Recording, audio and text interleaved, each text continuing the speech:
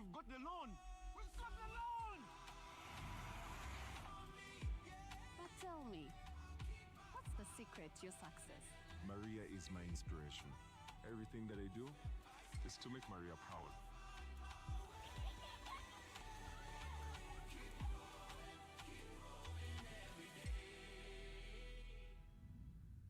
Last year, we explored the forces shaping global trends and local impact.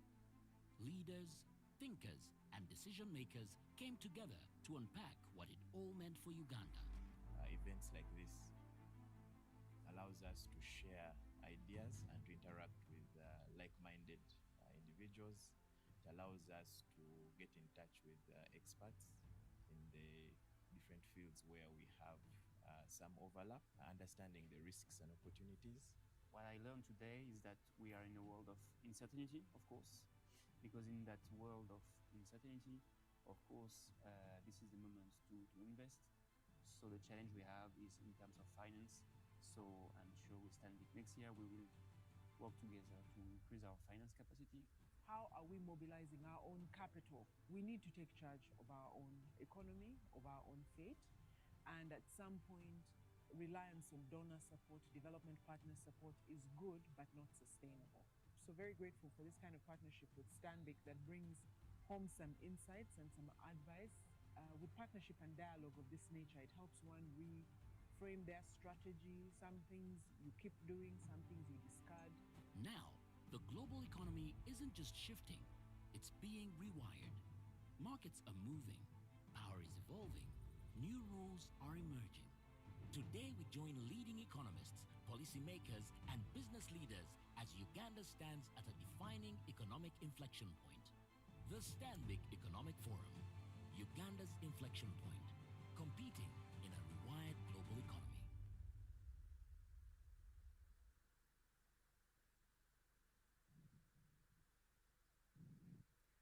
Good morning, ladies and gentlemen. Welcome to the Stanbic Bank Economic Forum. My name is Karen Amprira. And my name is Kenneth Ngola. It's a pleasure to have you here this morning. Thank you for honoring the invite. And our theme for this forum today will be Uganda's inflection point, competing in a rewired global economy. Kenneth, a mouthful from my mouth. What does that really mean for our audience today? Thanks, Karen. So indeed, this year's theme is premised on what we're experiencing globally and domestically.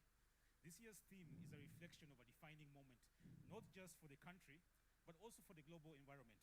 So if you look at the global environment at the moment, we're seeing shifting trade arrangements, we're seeing shifting geopolitical plans and arrangements, but also most importantly, as a country, we are at an inflection point. And what do I mean by this? We are at the doorsteps of fast oil, with most of the critical oil infrastructure already in place. The reason we are here today for the next 2-3 hours is to unpack the opportunities, to unpack the risks, and see how we can remain competitive while navigating a very competitive global environment. Thank you, Kenneth. And indeed, it's going to be quite a packed morning with a lot to unpack and a lot of insights. And on that very note, we would like to invite our CE, our Chief Executive, Mr. Mumba, to officially open the forum. Over to you, Mr. Mumba.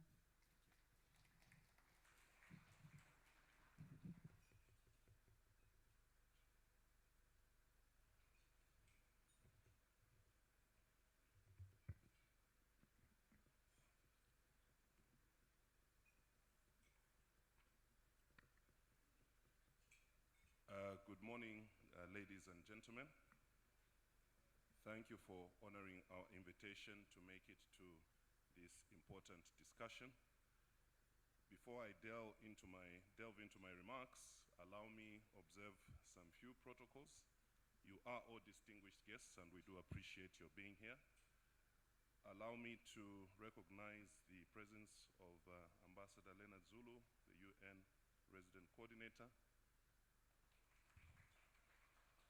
We are expecting the Deputy Governor, Bank of Uganda, Professor Nwagaba, who will be joining us at 9 this morning.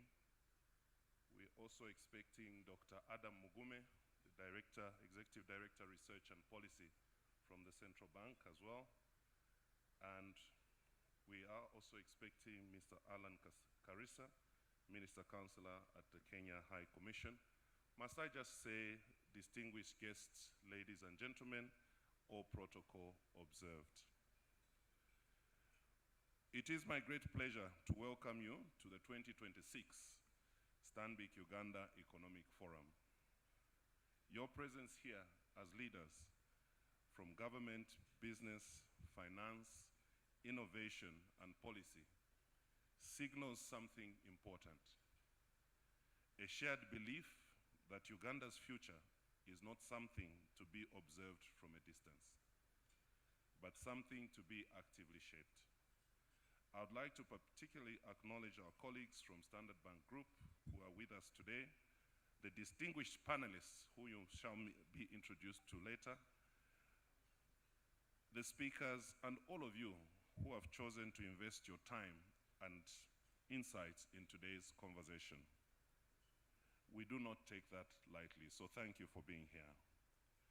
At Stanbic, we say Uganda is our home and we drive her growth. Convening spaces like this, where ideas meet action and analysis meets lived experience, is one of the ways in which we live that purpose. Our theme this year, Uganda's inflection point, competing in a rewired global economy, is not an abstract concept. It reflects what many Ugandans are already feeling in their businesses, in their individual lives, their farms, workplaces, and households. We are at a moment where several powerful forces are converging.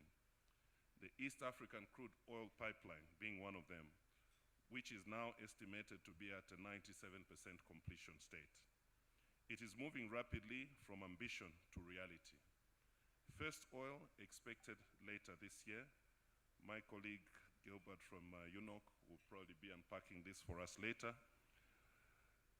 The first oil expected later this year will reshape Uganda's fiscal position, our industrial capability, and regional standing. With an estimated 1.6 billion barrels of recoverable reserves and peak production of 230,000 barrels per day, that is the most consequential infrastructure investment in our history as a nation. Stanbic Bank is proud to have played a role working alongside other partners to help unlock financing for this project. But beyond the headline numbers, what matters most to us is what this transformation enables. That is, job creation along the value chain, new local suppliers, skills development, and long-term national capability. At the same time, the global trading system is being reconfigured. New tariffs, shifting supply chains, and uncertainty around long-standing trade frameworks such as AGOA are forcing countries such as ours to rethink how we compete, who we trade with, and how we attract capital. Layer onto this the rapid acceleration of artificial intelligence. AI is no longer a distant frontier. It is already reshaping how credit is assessed in our world, how crops are monitored, how logistics are optimized, and how services are delivered. Africa's AI market is projected to nearly quadruple by 2030. The question is not whether Uganda participates, but how inclusively and competitively we do so. And crucially, East African integration continues to deepen. For Stanbic, regional integration is not a policy aspiration. It is a lived reality. It is reflected in how we support Ugandan businesses expanding into the region, how we structure trade flows, and how we help clients navigate new markets with confidence. When we supported one of our Ugandan beverage companies breaking into the Kenyan market, it was not just about financing. It was about insight, it was about partnerships, and understanding what it truly takes to grow beyond borders. This is what an inflection point looks like. But let me be clear, inflection points only matter if they translate into better outcomes for the people. For the farmer in Amuru, this must mean access to affordable finance, climate-resilient inputs, and reliable markets.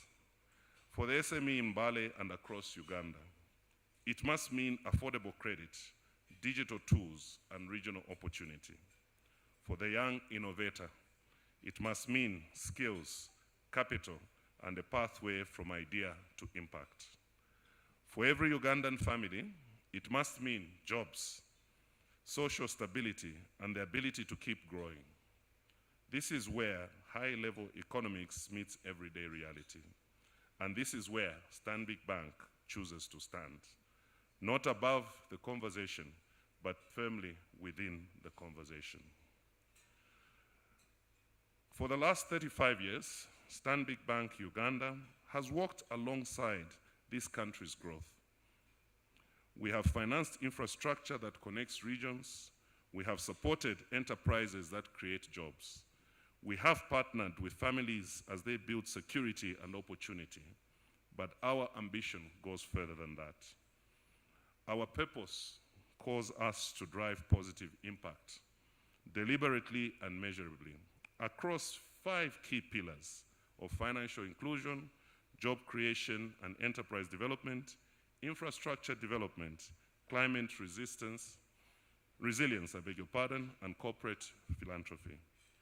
And within this framework, we place particular focus on women, youth, and farmers, because inclusive growth is not optional, it is essential. This forum is part of that commitment. It is not a talk shop, but a platform to translate macroeconomic insight into strategic action across our corporate and investment banking business, business and commercial banking, personal and private banking, including our insurance business.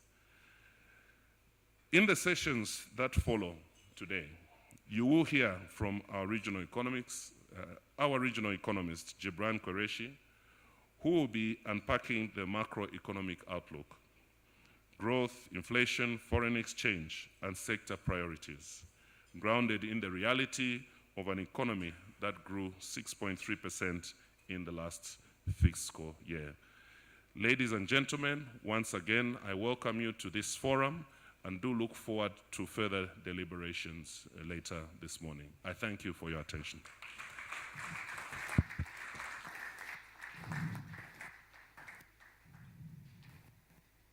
Thank you, our CE, Mr. Mumba.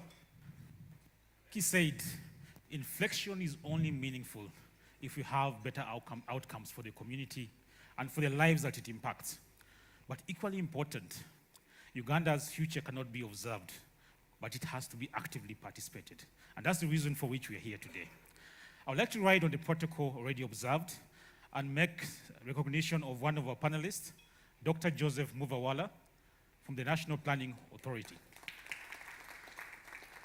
Doctor, you're most welcome, and it's a pleasure having you with us. Now, we would like to move to the next session of this forum. And next is our keynote speaker. He is our Africa region's head for economic research, as well as the regional economist for East Africa. He's a gentleman who is not foreign to the streets of Kampala. It is alleged that when he comes to Kampala, his insights and focus rattle the boardroom decisions and even the markets. Like I said, it's alleged. Those are not my words. It's alleged. He's an accomplished economist with vast experience. Like I did say, his insights and focus are critical to our boardroom decisions, but equally important for economic discussions and insights. But before he comes on stage, Gibran Qureshi, our head of African regions research, has requested for us to do one thing, to have a recap of 2025 from an economic perspective. Thank you.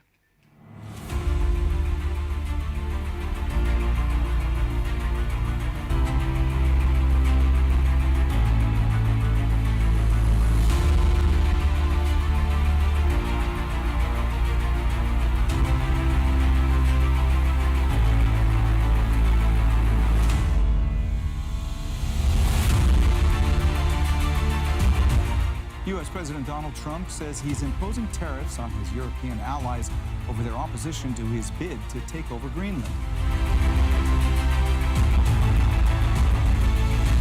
It's here's the thing, though. Travelers headed to the U.S. may soon need to pay a hefty new visa fee.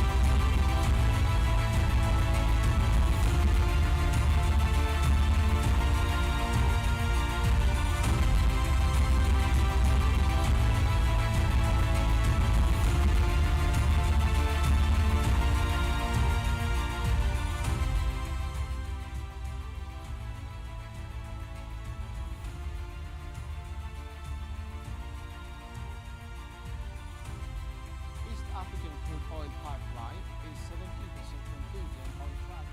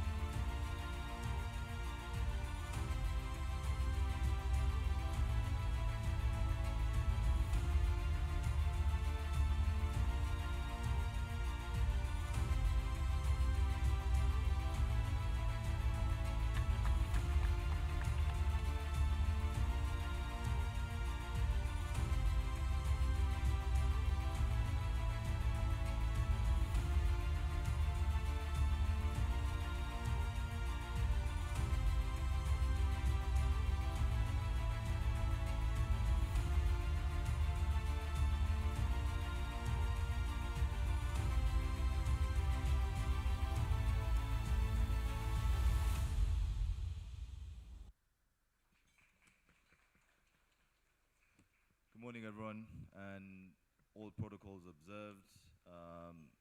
Very quickly at the outset, acknowledging all our dignitaries, members from the diplomatic community, and of course, our regulators and policymakers as well. As Ken has mentioned, my name is Gibran Qureshi. I look after the Africa region's desk for economic research for Stanbic Bank Group. But even though as the Africa in charge of research, one can be a lot more discerning on which markets they can choose. Uganda's always had a very special place in my heart. I've been coming here for nearly 15 years. Initially as a very young economist, so a lot of you who remember me from our economic talks in Serena will remember I had less white hair. I was a lot more good looking.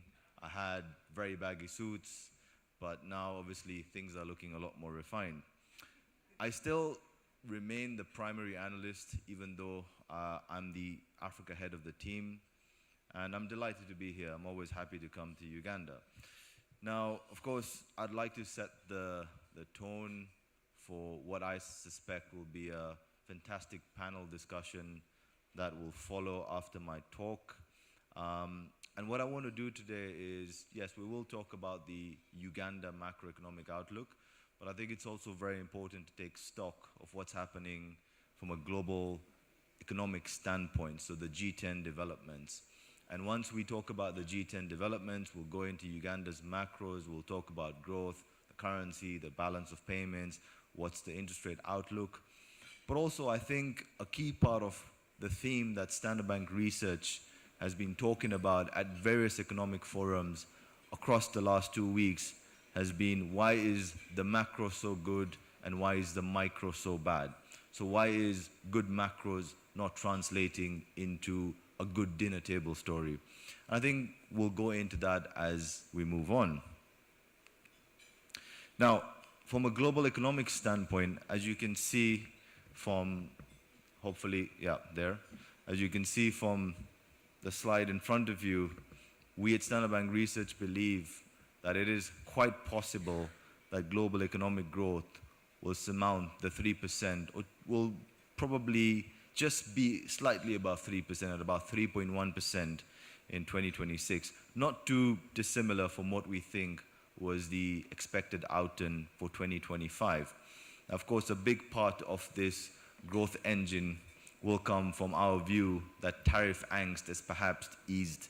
And of course, on the 2nd of April last year, as was called Liberation Day in the US, tariff anxiety, tariff uncertainty spiraled.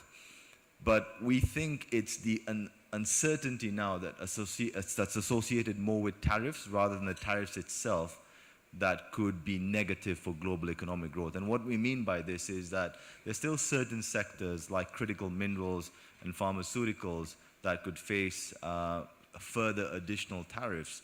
But even if you go back to the tariff, the effective tariff rate today, it's still about 18%, but much lower than what we had initially on 2nd April, which was the so-called Liberation Day.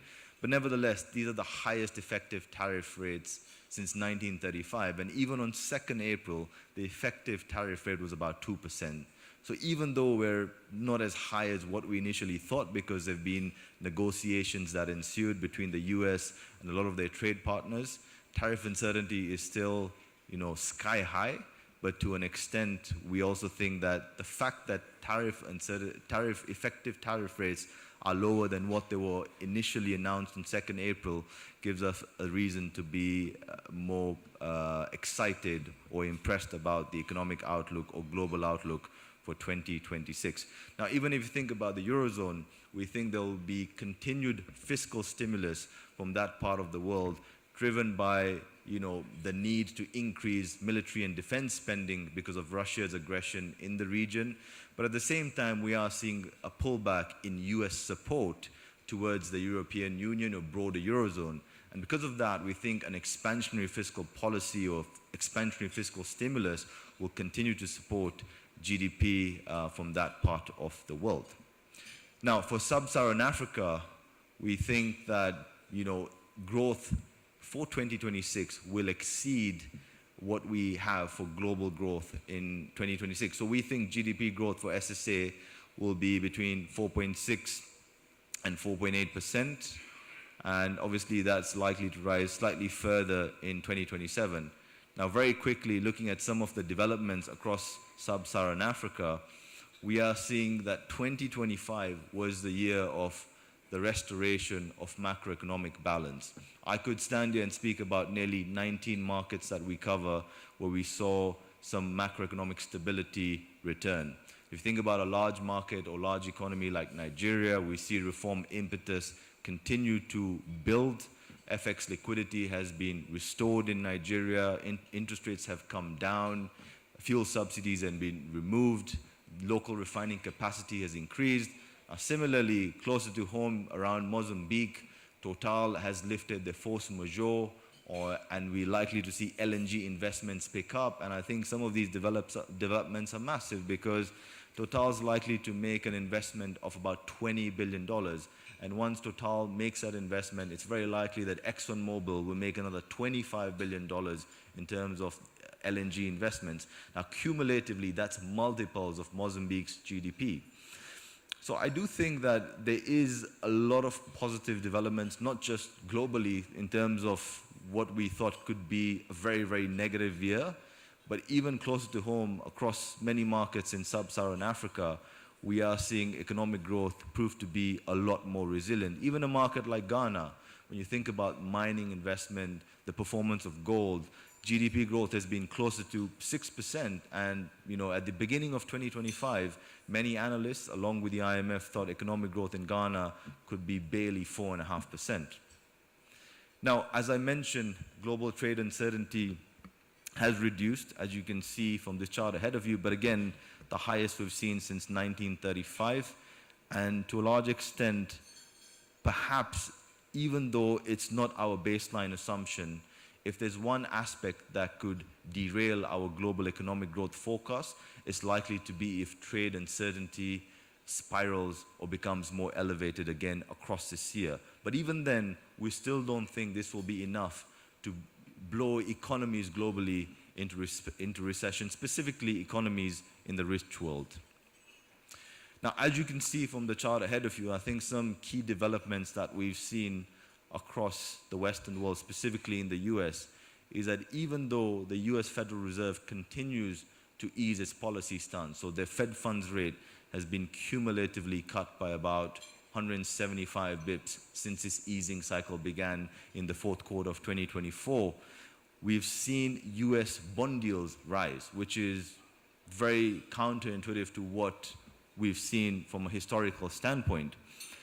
And we suspect this is mostly because of the ballooning debt concerns in the US, the currency debasement concerns in the US, and also the fact that inflation expectations have become somewhat unhinged, particularly due to tariff or trade policy uncertainty.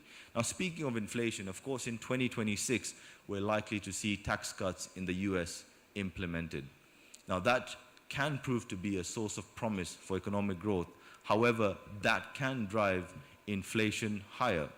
Now, of course, a lot of US companies front-loaded the imports to beat the tariff deadline in 2025.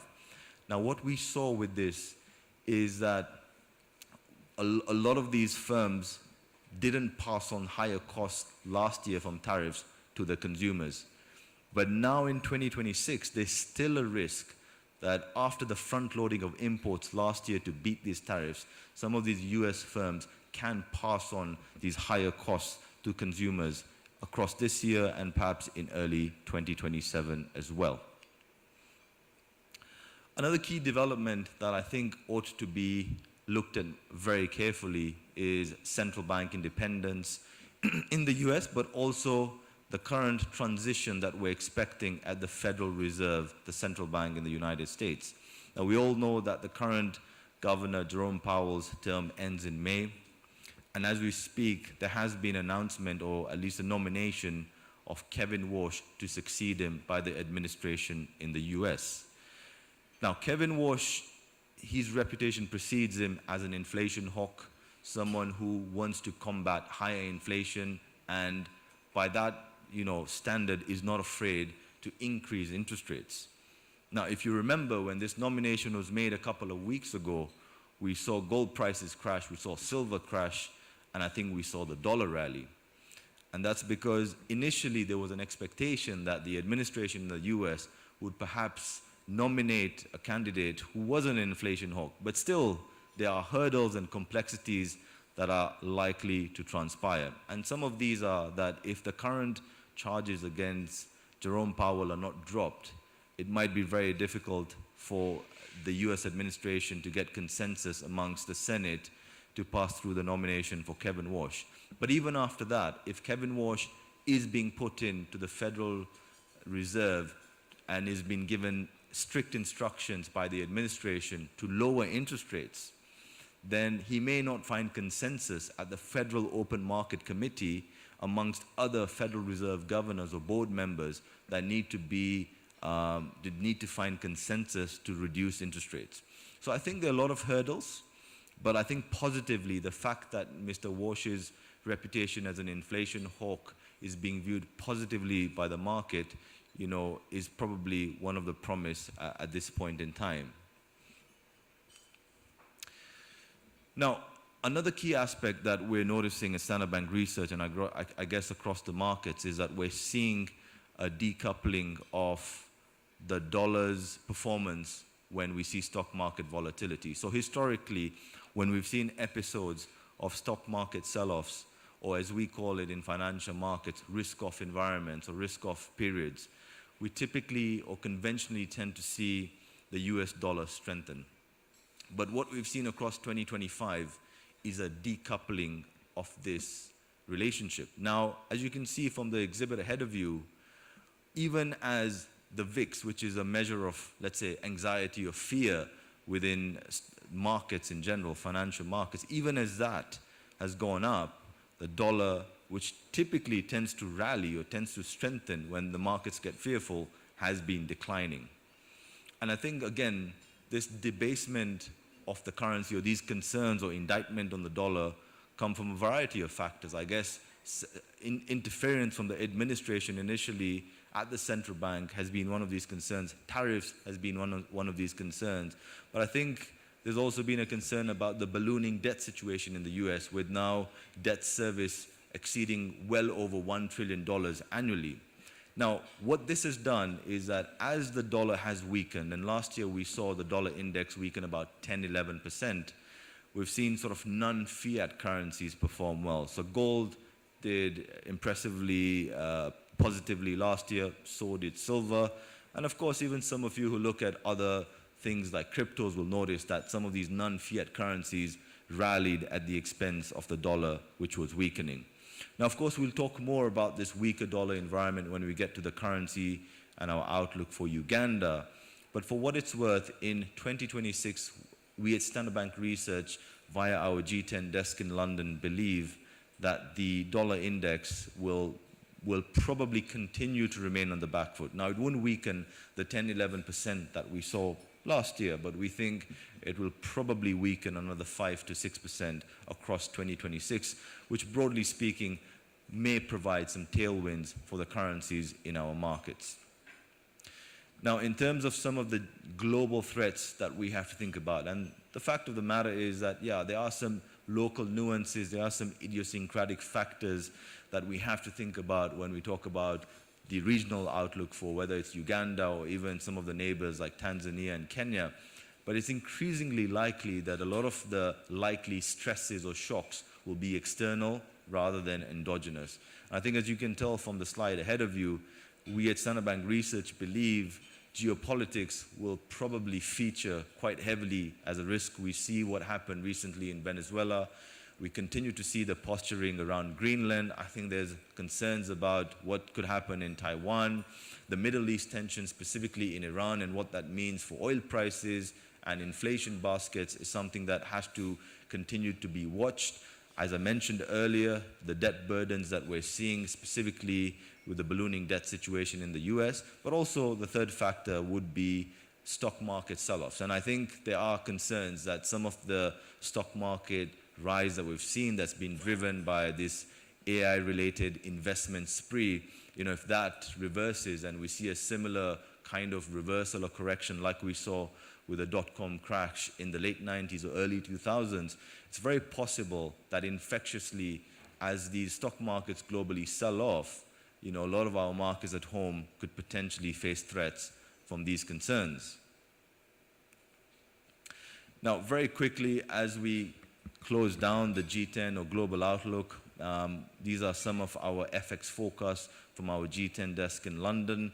We have our G10 head of research called Stephen Barrow, based in our UK office, who publishes a report on the euro dollar, on the dollar yen, on the cable every morning. So if you're not on his mailing list, please reach out to your relationship manager here at Stanbic Bank Uganda so we can get you on this mailing list. Now, the euro dollar in a year we think will be stronger at about 125 from about 119 levels or thereabouts currently. And again, broadly speaking, this is really a weak dollar story. Now, from a dollar-yen perspective, we think the yen will likely decline to about 150 from the current, or rather the dollar will decline to about 150 from the current 157 levels. Of course, probably not the best time to be importing your Land Cruiser 300 series. And of course, from a cable perspective, it looks like we suspect that there will be a bit of a decline in the pound to, around 137, 133 levels in 6 months. And the reason we say that is because we think the pound rallied quite heavily last year, so there could be a valuation concern from that standpoint. Now, shifting over to Uganda, and again, as I mentioned, we'll go through everything from growth, foreign exchange, interest rates, monetary policy, but there will be a key theme where I want to talk about why the macros look good in not just Uganda, but across sub-Saharan Africa, but sometimes why is the dinner table story slightly different and what we think are some of these issues.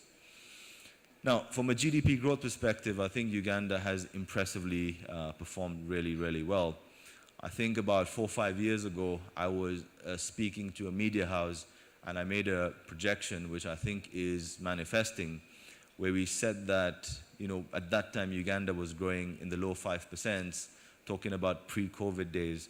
And we made a projection at Standard Bank Research that Uganda will join the 7% growth club in the next decade. And we think that is likely playing out. So, as Mumba mentioned, for fiscal year 24-25, GDP growth expanded by about 6.3%. Now, at Standard Bank Research, for fiscal year 25-26, we think growth will be between 6.5 and 6.7%. But for fiscal year 26-27, that begins in July, we think it's very likely that GDP growth in Uganda will be closer to 7%, if not slightly higher. And all this is likely to be driven by the investment spending across the oil sector. I think a lot of other public investment in infrastructure, specifically the completion of E-Corp. I think when you think about the stimulus that's likely to be coming from public investment in infrastructure in projects such as football stadiums for AFCON. I think that will continue to drive growth.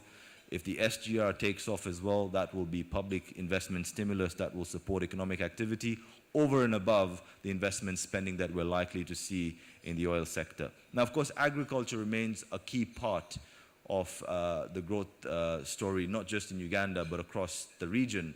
And again, there are some concerns in neighboring Kenya, for example, that there could be a drought, but it looks like it's a localized drought. And even yesterday, we had interactions with policymakers in Uganda. We specifically spoke to the authorities at the Bank of Uganda, and there are suggestions that even though it shouldn't be raining around now, there's no indication yet of a severe drought or any risk of a drought or erratic weather conditions. So the rains currently obviously may impact maize prices because it's unusually raining when it shouldn't be raining. But we are not pricing in any concerns at this point in time, not just in Uganda, but also regionally in Kenya, of a drought like what we saw in 2022. Of course, there will be periods in the first quarter of this year from a very cyclical standpoint where we see excessively dry weather conditions that could weaken agricultural productivity or take up food inflation.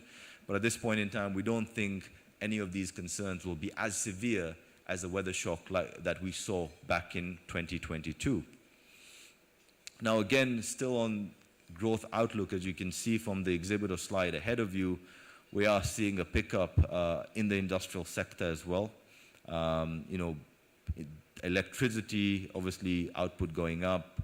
We're seeing the construction sector also getting spurred or buoyed. And as I mentioned, no prizes for guessing why. A lot of the public investment that we're seeing continues to drive this sector. Now, as Mumba mentioned, the authorities are expecting first oil later this year. Whether it's in Q3 or Q4, I think, as is rightly the theme of today's conference, it will be an inflection point for Uganda. And I think what I've said before, and I'll say again, over the years, as I visited Uganda, I have to give credit to the authorities for not present valuing future revenue of oil. So I think for the longest time, prior to perhaps the last 2 years, we never saw the budgets even mention oil revenue or even talk about oil revenue. And I think it could have been very simple or easy for a lot of other African sovereigns, for example, to get carried away to say, we've got recoverable reserves of X amount, and our peak production in a few years is going to be north of 200,000 barrels per day. So we can spend more today because we have this envelope or basket of wealth coming through. I think we didn't see that in Uganda for the last 10 years or so. But it looks like foreign direct investment will continue to rise. I think first oil would probably have to be thought of in the numbers more, according to us, from fiscal year 27-28. The reason I say that is if you take a global average, peak production takes about 5 to 7 years before you get there. So if Uganda's peak oil production is close to 230k BPD, it means by closer to 2030, you're going to be close to that peak oil production. Now, once again, I'm not an oil and gas specialist, but if I take a global lens in other markets that became new hydrocarbon exporters or producers, in the first 2 or 3 years, it was not unusual to see production oscillate between 50k BPD and 75k BPD. Now that still means that there will be fiscal revenue for the authorities, and of course that will still mean that there will be some tailwinds for foreign exchange reserves and the balance of payments, but we think in terms of how this reflects on some of the macros will be more notable closer to 2030, even though we cannot discount the impact in the next couple of years as first oil likely commences from later in 2026. Now, as I mentioned, I want to focus on why the macro is good and why the micro is always very different. And we recently published our flagship report. It's called The African Markets Revealed. It was a 160-page report this year that I'm one of the primary authors of. And the reason I think the report was slightly longer than usual is because we extensively discussed the topic that I mentioned. And what I want to simply put, or sort of very colloquially put out there, is that as an economist, when I speak to a lot of my friends, my peers, my colleagues, we talk about GDP growth. I'm very quickly the most disliked person in the room, right? Because a lot of corporates have a different view of economic activity, have a different view of economic growth. But over the years, it became increasingly evident that not just Uganda, but many countries in sub-Saharan Africa needed to focus on more inclusive growth to make sure that it's more sustainable and more durable. And I think in the last 5 years, there are some cyclical factors that have worsened or exacerbated why the macro is great, why the micro is a bit uncertain, or why the dinner table is slightly different. But I think there are structural factors that we still have to think about. Now, of course, a lot of growth, not just in the last 5 years, but in the last 10 years, in many of the markets has been very capital intensive and not very labor intensive.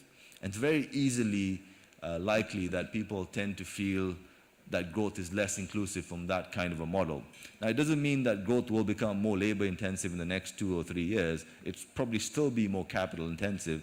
But I think a lot of the capital intensive measures or investments that are being taken need to be thought about in terms of how that's going to create more jobs and make growth more, and make sure the sectors that are more labor intensive continue to rise. Now, the other aspects that we notice is obviously the informal sectors that are still quite large in not just Uganda, but many of the markets that we cover in sub-Saharan Africa. And if you think about a lot of data from the International Labour Office, for example, this shows that informal sector statistics account for between 80 to 90% of overall employment statistics in our markets, and Uganda is in that range as well. And when you have such large informal sectors, these informal sectors are not part of a pension framework, and so their saving buffers are actually lower. But in addition to that, if you even take it a step forward, these informal sectors are not part of trade unions, for instance. So their collective bargaining power is also limited or subdued to a large extent.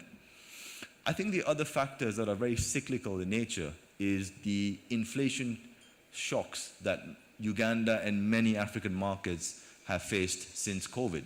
So when we had COVID in 2020, we saw a dislocation in supply chains, and to an extent, some of these supply chains still remain slightly broken or dislocated, not fully on the mend.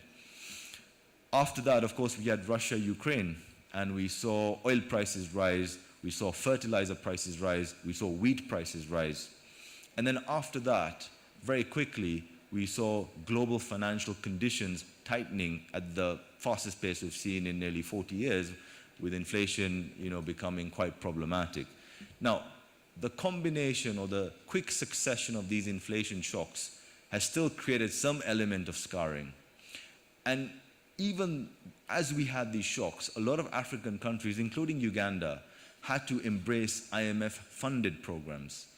And as they embraced IMF-funded programs, they were asked to tighten their belts on the monetary policy side, they were asked to tighten their belts on the fiscal policy side. Now, even though a lot of these IMF programs in the medium to long term restore macroeconomic stability, they do tend to have higher social costs at the outset of these programs. Now, again, the solutions that have been provided to reduce income inequality or to foster more inclusive growth can be debated. And today I'm not going to be a proponent of those solutions, because I do have to say that even in the Western world, I think this problem exists. When you go back to the global financial crisis of 2008, 2009, there was an unorthodox monetary policy response, which is obviously now famously known as quantitative easing, where there was asset-backed purchases. And even there, what we saw is that consumer price inflation didn't go up, but asset price inflation went up. And so what we realized is that the holders of assets became a lot more wealthier than anyone else. And the central banks across the world today realize that a lot of the social problems they have in the Western world, when you think about the rise of the far right in Europe, when you think about the prominence that politicians, for example, like Farage with the Reform Party in the UK are getting, the rise of Donald Trump, the rise of the far right in other parts of the Eurozone, a lot of this could be emanating from the fact that you're seeing a lack of inclusive growth. Because even in the Western world, similar to us at home, we might know how to create wealth, but we still don't have adequate tools to redistribute that wealth, again, in a non-socialistic manner. And some of the solutions from much smarter people than myself that have been provided is things like a wealth tax to redistribute income. But we know that wealth taxes are very difficult to implement. Compliance is always very, very low. For example, wealthy people have access to offshore trusts, know how to create SPVs. It's very difficult to really increase compliance in a wealth tax to redistribute income and lower income inequality. I think some of the other measures that have been described as solutions to this income inequality problem, where we have the macro good, the micro questionable, has been education from development economists, where they've actually said increase education and make economies more productive, and from there we'll eventually see a decline in income inequality. Now, empirically, the data, not just across Uganda, but across sub-Saharan Africa, doesn't prove that. We've seen that even though literacy levels have gone up, in some cases our international mobility has increased, which is why diaspora remittances are now coming up in higher numbers, but we're not necessarily seeing income inequality reduce. So what I want to say is that this issue of macro good, micro bad, in our view, is not about rich versus poor. It's about asset holders versus non-asset holders. When central banks or authorities, even in the Western world, as I said, when they provide stimulus, it's the asset holders that are becoming sort of wealthier. But the non-asset holders are not, right? And I think one of the things we've seen in many economies in sub-Saharan Africa in the last 2 years is that if these economic grievances are not addressed, they very quickly become political grievances and amplify social pressures. Give an example of Kenya's Gen Z protests in mid-2024, Mozambique's recent unrest from the citizens and the youth, and of course we saw it in Tanzania. Tanzania was an economy, and is an economy that's still growing at about 6%. So to see that level of disillusionment among citizens, despite the economy growing at 6%, should really make economists think whether we're redistributing income adequately and whether we're creating wealth in a more equitable manner.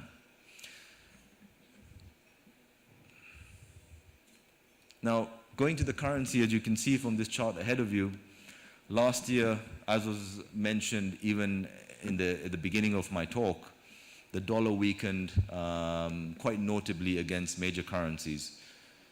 Now, as you can see from this slide, a lot of currencies appreciated against the dollar. The Ghanaian cedi, the Zambian kwacha, the South African rand, the Egyptian pound, the Nigerian naira. There have been some basket cases, specifically the Ethiopian birr, the Malawian kwacha, and to a smaller extent, the Botswanan pula as well.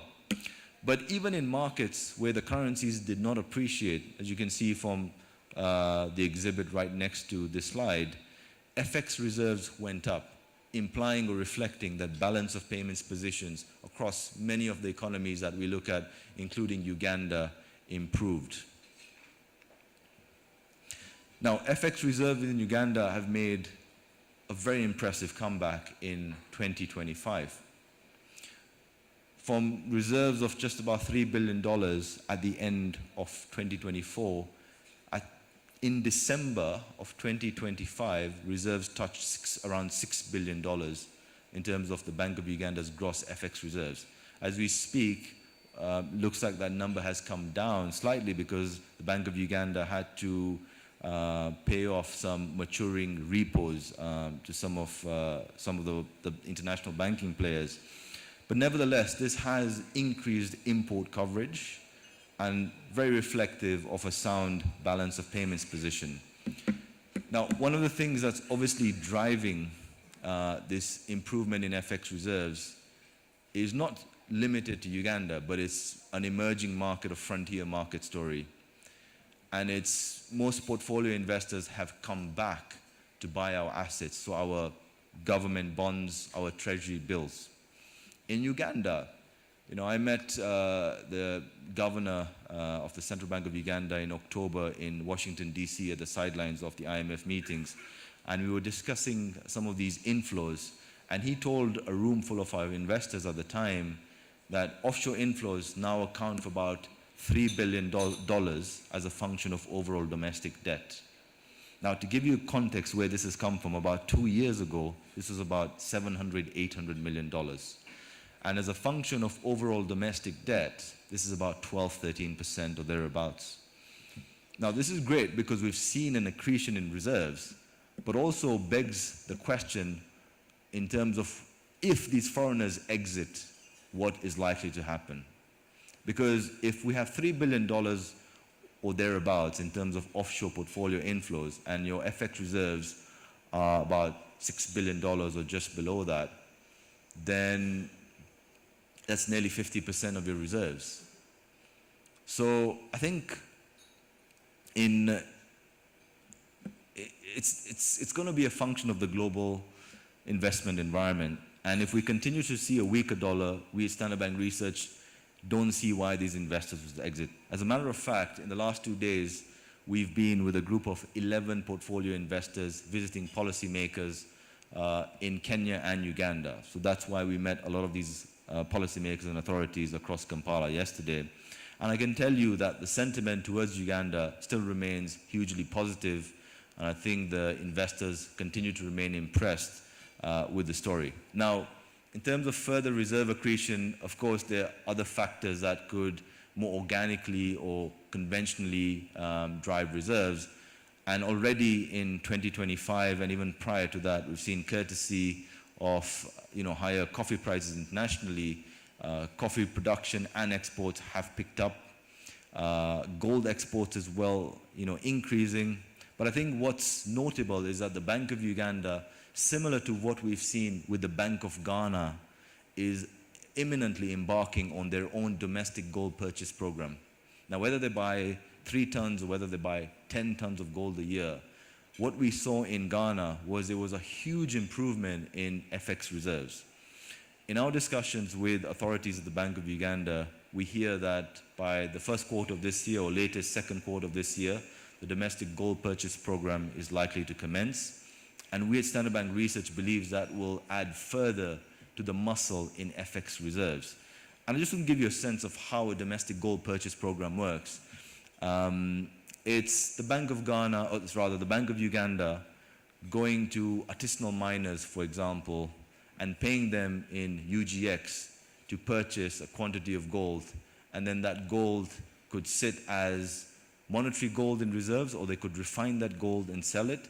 But either way, ultimately or eventually, it increases foreign exchange reserves. And we think, in addition to some of the oil flow that's likely to come in the next 2 to 5 years, the domestic gold purchase program is obviously likely to further bolster Uganda's external position and their foreign exchange reserves. Now, of course, there are risks. The miners are very artisanal in nature, so not very streamlined, not very formal.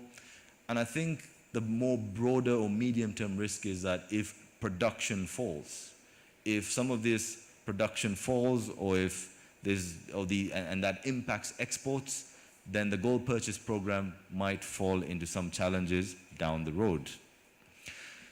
Our current account deficit projection is at about 5.3% of GDP for 2026. We see this widening in 2027 to 6%, and this is mostly on the back of our view that CapEx imports ahead of or into the oil journey will increase. And not just CapEx imports. As I mentioned earlier, ahead of the AFCON tournament, there will be construction of that stadium. We're seeing some airport strips that are being built, rehabilitation of infrastructure. I think all this is likely to add to a wider deficit. The reason we're not concerned is that the wider current account deficit will most likely be adequately funded by higher FDI, in addition to higher foreign portfolio investment. On the currency front, I think this has been probably very global dollar driven. But at the same time, the Bank of Uganda has positively increased their foreign exchange reserves. Across 2026, we don't think there will be any period durably or in a seismic manner where all these foreign portfolio investors will be running for the hills and not coming back. As a matter of fact, even when foreign portfolio investors in the last 3 months have taken profit on their trades, they've sat in the swap markets. So they're not actually exited Uganda physically. So when they're in the swap markets, they're still in Uganda. And we think with the dollar likely to remain weak, with real yields in Uganda likely to remain elevated and relatively attractive, we still think there will be interest from foreign portfolio investors. Now, one of the things I'd like to mention is something I noticed in the fourth quarter last year. There was pressure on the Uganda shilling, if you guys remember, in November, December, when the currency was at about 34.50, went to 36.50. And turns out the pressure largely emanated at the time from one of these foreign offshore investors who had bought in sizable manner a government bond in October, who was now looking to hedge his position or her position. And the hedging was not even driven by the fundamental story in Uganda. It was driven by the concerns that Tanzania in the region had just seen post-election violence, and Uganda had an election coming up. So that hedging pressure is why predominantly we saw the currency move. Now, one of the other things that I'd like to mention, and I know the Deputy Governor is here, and I hope him and I would probably, hopefully have a discussion about this later on. But I think one thing I'll say is that the Bank of Uganda does not intervene when the currency is weakening, which is great, because it does not drain your FX reserves. But I think to show the market you're there is important. So even if you're selling a paltry amount, Just show them that you're there, because when they think that you're not going to sell, the importers, their concerns get amplified. And even though there are some FX intervention methods such as swaps that are being discussed, I think swaps are better liquidity management tools rather than FX intervention management tools.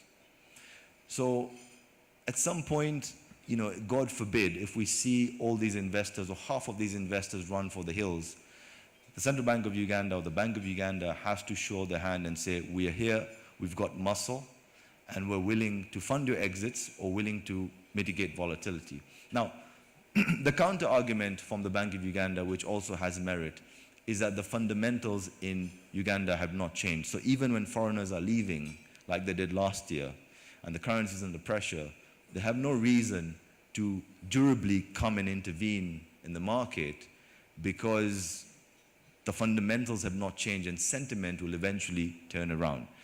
And to an extent, I think they were vindicated last year, because without intervention, the currency did turn around. And I think a big part of that is due to the credibility of the Bank of Uganda from the broader investment community, which is viewed as very, very positive. Now, in terms of monetary policy, and before we speak about it, we say this a lot. We said it yesterday to our investors.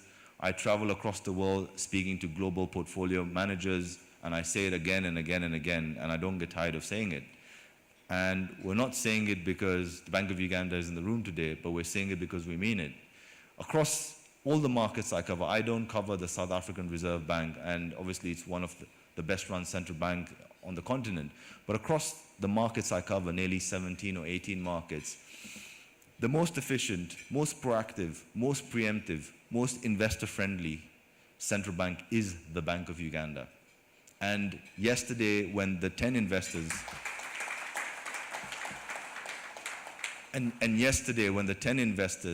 met the Bank of Uganda, this message was relayed to the authorities there as well. And when you have such credibility, because of all the institutional reforms that you continue to do, and again, a lot of credit to the late Governor Emmanuel Mutebele for everything he did, and the institutional reforms that are still there today, even after his time, the markets believe you. So that's why when you don't sell, for example, the markets come back. But the fact that you let your currency act as a shock absorber is why it comes back.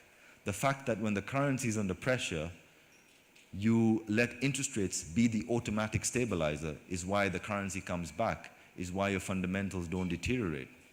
And I think some of these factors obviously are playing out, but we still think that even over and above that, and one of the reasons the Bank of Uganda, the Monetary Policy Committee this year has not, or last year did not cut interest rates like many other markets in sub-Saharan Africa, is because they were concerned about liquidity buildup into elections.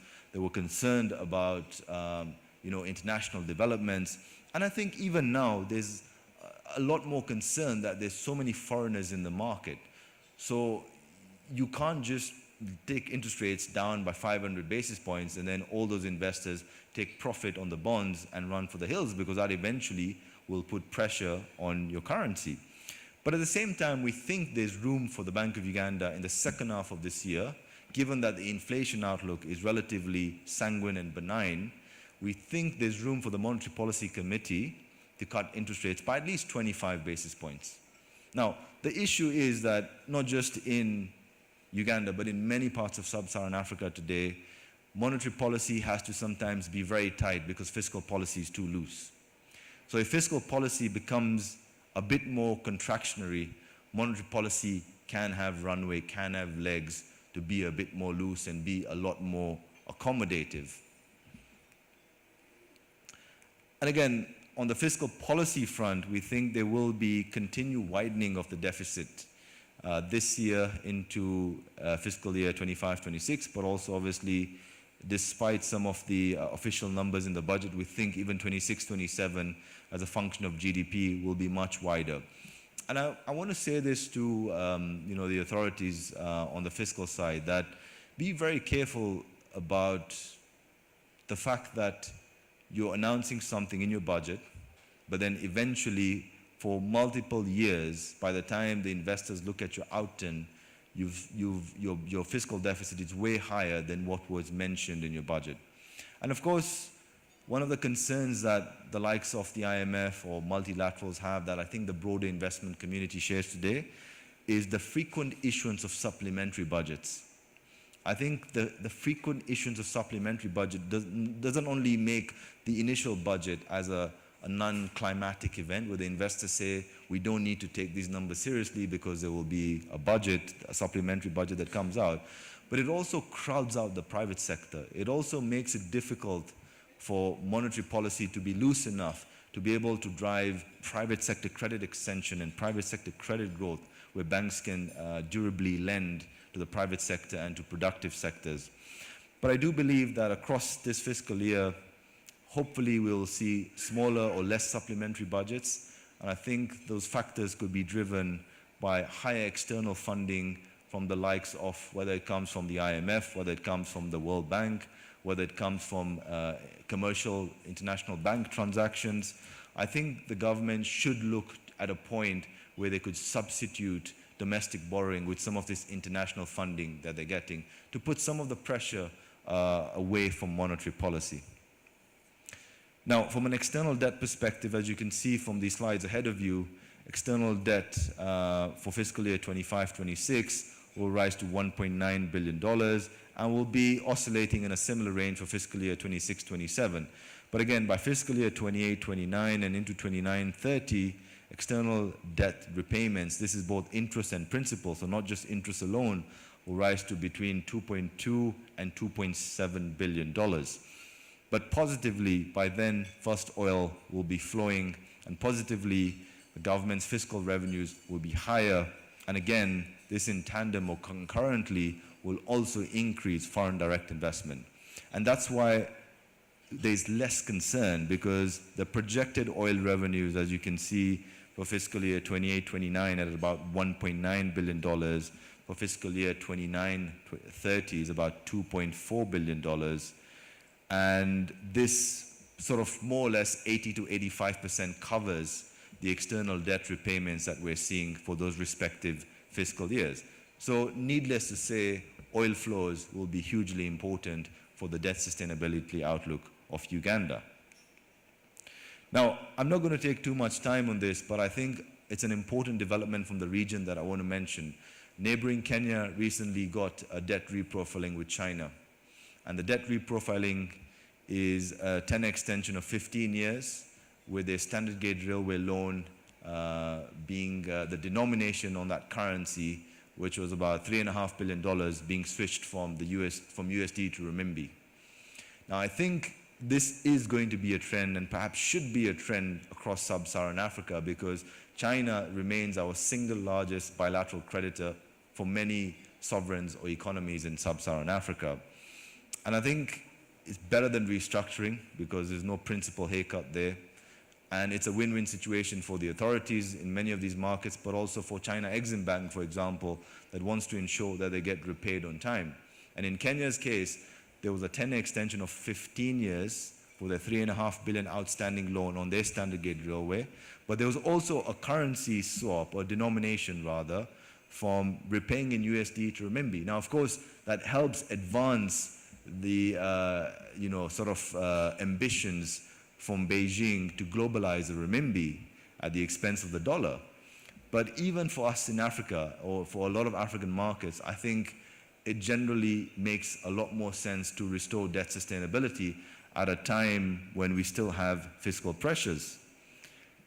Now, I think the big question when you swap your loans from, let's say, USD to renminbi is, do you have enough renminbi to pay these loans? And the reality is that we probably don't, because 80% of, for example, the Bank of Uganda's reserves are in USD.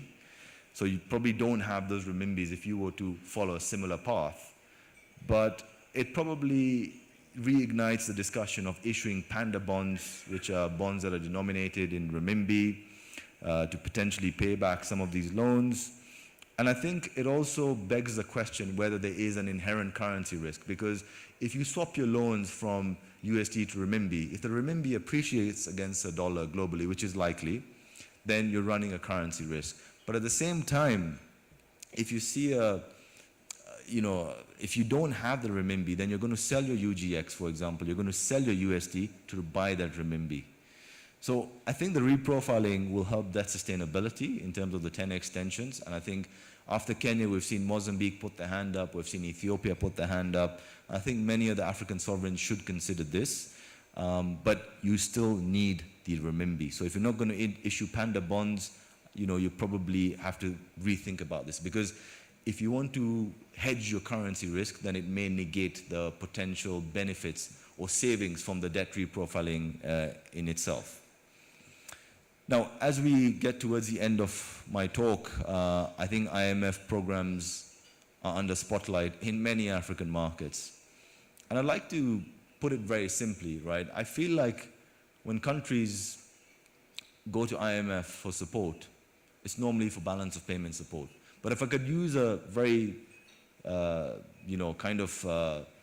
but medical analogy here, is when you go to the IMF, let's think about it as you being in the intensive care unit. Now, today, when we go, God forbid, if anyone goes to the intensive care unit, the aim is to get out of the ICU as quickly as you can. Nobody wants to be in the ICU forever. We want to go to the ICU, then we want to go to the HDU, we want to go to the general ward, and we want to get home very quickly. So I think it's important for us to realize that when we get into IMF programs, we want to get in to get out as quickly as possible. Nobody wants to perpetually be in IMF-funded programs or IMF programs for the reality. But across 2025, we saw a few developments that were important. Kenya and Mozambique failed their final IMF reviews. Early in 2026, we've seen Zambia and Ghana announce that they will not be renewing the IMF programs. But all this is happening because balance of payments position, foreign exchange reserves have grown. Now, similarly, in Uganda, about 2 years ago, you guys failed your final review, and since then, you have been in negotiations with the fund for a new program. But I think very prudently, there was an agreement between authorities and the IMF to continue discussions after the elections. And I suspect the IMF still has reservations on the fiscal position. But at the same time, I think there is still merit in Uganda, even though your balance of payments position has increased, even though you're out of ICU, there's still merit in thinking about the IMF program. Because the IMF program, in many ways, proves to be a catalyst for other multilateral financing, such as the World Bank's budget support loans, like the Development Policy Operation Loan. But also, the investment community at large places a lot of emphasis on sovereigns having IMF programs. And currently, as we speak, of the $3 billion that Uganda has, the numbers we were given by the Bank of Uganda was that between 8 to 10 investors alone hold $2 billion of those $3 billion. So the concentration risk is very high. And those investors would prefer, from a credibility or investment anchor perspective, would prefer for Uganda to be on an IMF program rather than not be on an IMF program.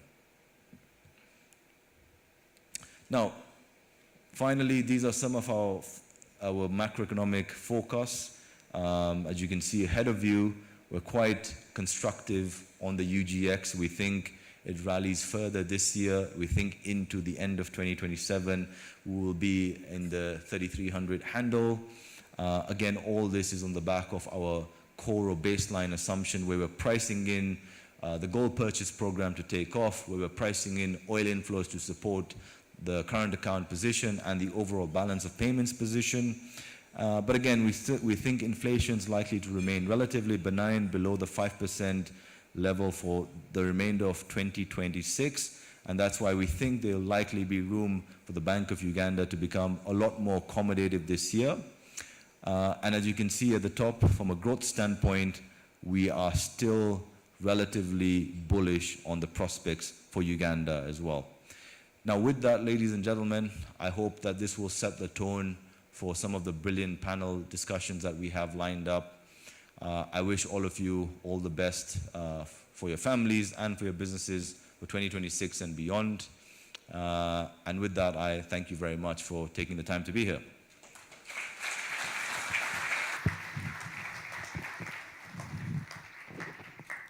Thank you, Gibran. A round of applause for Gibran once again. Amazing insights. And Gibran, before you take your seat, you'll know a couple of questions are coming to you as we move to a very interactive session. But before we get into that interactive session, allow us to ride on the same protocol observed and recognize Deputy Governor, Professor Nwagaba. Very good to have you here. We'd also like to recognize our board chair, Mr. Dami. Pleasure to have you this morning. And we'd also like to recognize Director Twine Manzi. Very good here today. Thank you, Director View. Kenneth, listening to Gibran this morning, a couple of reflections for me, and I'm sure even our audience has some of those. One, I think it was amazing to hear that despite inflation risks and easing cycles, we still do expect growth to stay bullish. What also stood out for me was that from a sub-Saharan perspective, we do expect growth to come out at about 4.6%. From a Uganda front, which was interesting to hear, is that we're joining the 7% club. I don't know if there's a double-digit club. Maybe we should aim for that. And that was mainly going to be driven by, obviously, the infrastructure spend into the oil and gas sector, agriculture, as we race to fast oil. What stood out for you? Quite interesting. I think one that stood out for me was the currency, and I'm sure for everyone, because the forecast points towards a stronger currency in the coming years based on the oil revenues, but also importantly, the relationship between currency and yields vis-a-vis the offshore market. But also important is a couple of conversations, insights on debt reprofiling, important insights on fiscal deficit, and most importantly, maybe fiscal discipline in terms of supplementary budgets. Yes, but I think also disappointingly, Gibran did mention that for those of us looking to import the Land Cruiser 300, the USD JPY story is not so good, so quite disappointing, but I think we can navigate that. Fantastic. And now to you, our audience, we would like to get some insights from you. At the back of our screens, we should have a QR code. Please do scan that code and please post your questions. Gibran is here.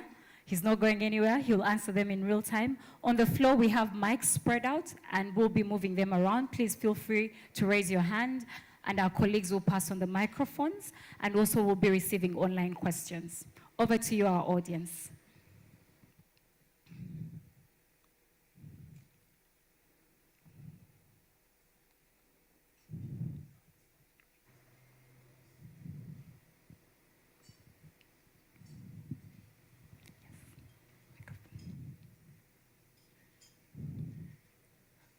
Good morning, ladies and gentlemen. I'm Hans Chaze from Rewired Uganda Limited, and I thank the presenter for such an insightful forecast. On my question, I have two questions for him. One is about how would you position China in Uganda's economy?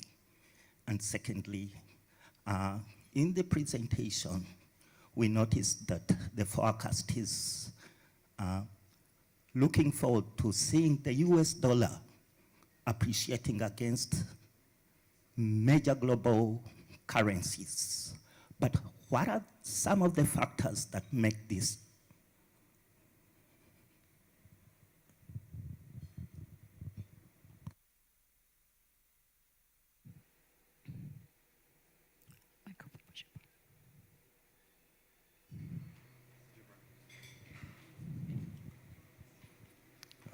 Thank you for the questions. I'll start with the first one, where you said China into Uganda's economy. Look, there are a couple of factors, right? If we see, so I think China, because of the surplus that they run, they're probably one of the best placed from a global standpoint of any of the economies to kind of defend themselves over trade war, trade angst. But at the same time, having said that, if we see China getting caught in the crossfire or these crosswinds, we're likely to see potentially commodity prices come down, right? So you're likely to see the copper prices fall. You're likely to see, to an extent, even oil prices could fall. Every time we see negative PMI prints or negative GDP growth prints or retail sales data prints in China, there is always a broad perception that industrial demand is declining from one of the largest economies in the world, and so oil prices or oil demand will also falter. So I think, you know, China, perhaps the health of China matters from an oil price perspective in the next 5 or 6 years, but I feel like Uganda's sort of beyond that in terms of getting oil out of the ground and getting close to first oil. But over time, as you become an oil producer, you probably would rather have oil prices close to $60 or $70 per barrel. You don't want them at $25 or $30 per barrel. But what is positive is that Uganda is becoming a hydrocarbon exporter or producer at a time where you're already a diversified economy. So I think from that standpoint, I think it's a natural hedge, and, you know, perhaps we still need to talk to the authorities to avoid the so-called Dutch disease or moral hazard issues where you become overly reliant or comfortable on one commodity such as oil. But I think the other thing that's sort of more cyclical is that between 2008 and 2020, China, under the Belt Road Initiative, was investing a lot more in infrastructure, and I think was a lot more generous in terms of their appetite for public investment in infrastructure and the projects linked to that. But post-2020, we've seen a lot more cautiousness from Beijing, specifically around the debt sustainability outlooks for many African economies. And I think there's been a change in moving away from heavy infrastructure towards more equity-driven sort of investment. And I think a lot of those projects that were funded by China, for example, in a seismic or mass scale way, will perhaps not be done as much as what we saw 2008 to that 2020 period. Your second question, if I understand it correctly, was about the dollar's performance against, I'm guessing, major G10 currencies. I didn't understand the question very well, but we obviously, we still think the dollar will weaken against a basket of 10 currencies, which is the dollar index. But we said the pound might not strengthen as much against the dollar because it rallied too much last year. We mentioned the euro dollar, of course, doing quite well. So the dollar will actually do worse against the euro. But yeah, I guess against the Japanese yen as well, we see that moving from 157 towards 150. So I think the outlook remains for the dollar to remain on the back foot. If I could caveat my own point, and we see a turnaround in the dollar, which, as I mentioned in my talk, a lot of us in Africa will have to be a bit worried about that, because in a market like Uganda, I said we have $3 billion in offshore money in bonds. In Nigeria, this is about $15 billion or thereabouts. In Egypt, this is $30 billion. And in Egypt, in March alone in Egypt, we have $22 billion that they need to refinance or mature. $22 billion. So, we've seen a lot of inflow. Kenya, to a small extent. Zambia has seen a lot of inflow as well into their bonds. And so if the dollar story turns around, one has to be more circumspect if these offshore investors will remain in these markets, or they will look for the hills or look to be more defensive. But I think aside from that, the broader view is that we remain in a weak dollar environment, at least for this year. I think for 2027, that's the view as well from our G10 desk. Of course, in 2027, a lot will depend on whether inflation in the US, which has not been controlled very well, the inflation target is 2%. And this year, we obviously have tariffs potentially being passed on to US consumers. As I mentioned, we have taxes being cut. And if we see oil prices rise in the Middle East, if anything goes wrong with the Iran situation, I think global inflation will rise. So if we see a turnaround in interest rates, let's say into 2027 or early 2028, then that could also be the harbinger for doom, if you like, where we could see a reversal of these capital inflows that came to our market. Yeah. Thanks, Gibran. Now, in the interest of time, we'll take one more question from the online audience. We do still have a session that's going to be interactive after the panel, and so I'll request that if we don't mind, we just pack our questions for now, but we'll just take one question from the online audience. Gibran, if having IMF is an ICU of a sort, why are investors interested in an economy with an IMF program? It's a very good question. But I think it's about credibility, right? In the sense that if the investors think that monetary policy is doing great, which they are, they might have concerns on fiscal policy. And I think that is the case in not just Uganda, but in Kenya, in Ghana, in Zambia. Monetary policy typically cleans up a lot of the problems or mess that fiscal policy creates. In terms of liquidity, right, to be very technical. And so the view is that even though reserves are elevated, and your balance of payments health is in sound position, the market believes you to continue on your reform agenda when the IMF is watching you. But it's also, as I said in my talk, Nigeria proved us that they can do everything the IMF asked them to do without a program. Remove fuel subsidies, devalue the currency twice, brought back FX liquidity. You know, we could go on and on and on. Returned orthodoxy to monetary policy. These are all the things that an IMF program would have asked them to do, and they did it without an IMF program. So I think, you know, it's a difficult question because we can still go at it without the IMF. Will the investors believe us? That's the big question. Credibility comes in, that credibility deficit, I think, on the fiscal side. But at some point as well, I think it makes more sense to keep your sort of powder dry, where if your reserves have improved, why go to the IMF now? Go to them when you need them. You don't need them right now because your balance of payments is not in the gutter. You don't have reserves declining. So when you need them, go to them. And one of the other things that probably makes it difficult for Uganda to go to the IMF right now is that the amount of money that the IMF would give is not that large. I think it's between $170 and $200 million because of Uganda's SDR quota. But that said, let me emphasize and stress, it's not about the money with the IMF.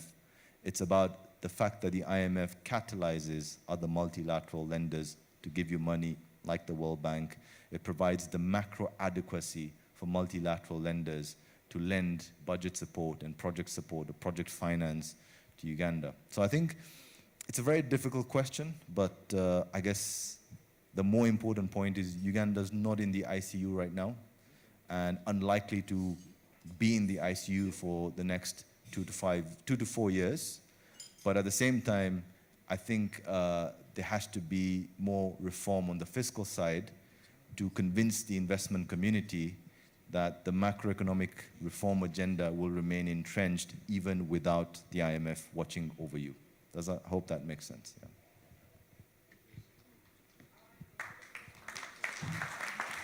I know if you're seated in this audience, you're thinking, well, a lot of macros have been shared.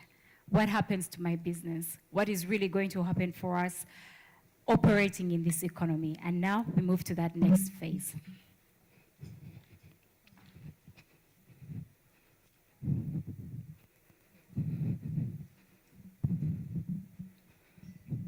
Yeah. Welcome to the next session of the Stanbic Bank Economic Forum co-panel discussion, themed Uganda's Inflection Point, from macro forecast to boardroom decisions. Moderating this session is Daisy Nitwi, Country Lead for Structured Solutions at Stanbic Bank Uganda. She brings deep expertise in structured finance and capital strategy, operating at the intersection of macro insight and financial execution. Professor Augustus Nwagaba, Deputy Governor, Bank of Uganda. An accomplished economist and policy leader, he plays a central role in safeguarding monetary stability and shaping Uganda's financial system at a time of global transition. Dr. Joseph Muvawala, Executive Director, National Planning Authority. He leads Uganda's National Development Planning Agenda, ensuring long-term strategy translates into coordinated economic transformation. Mr. Francis Kamulagaya, entrepreneur and philanthropist. A seasoned business leader, he brings the private sector lens where strategy meets execution, risk and enterprise growth. Mr. Michael Nitagika, Executive Director, Refactory Limited. A technology and innovation leader, he is shaping Africa's next generation of software engineering talent and digital competitiveness.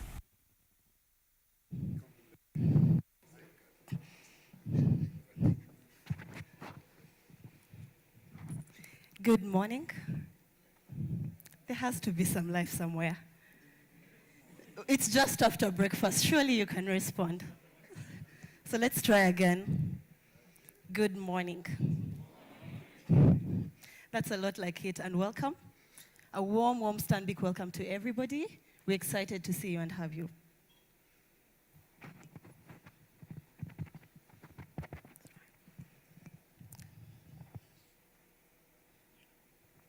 So the theme for this year's conversation, and I think it's up on the screen, is Uganda at inflection, competing in a rewired global economy.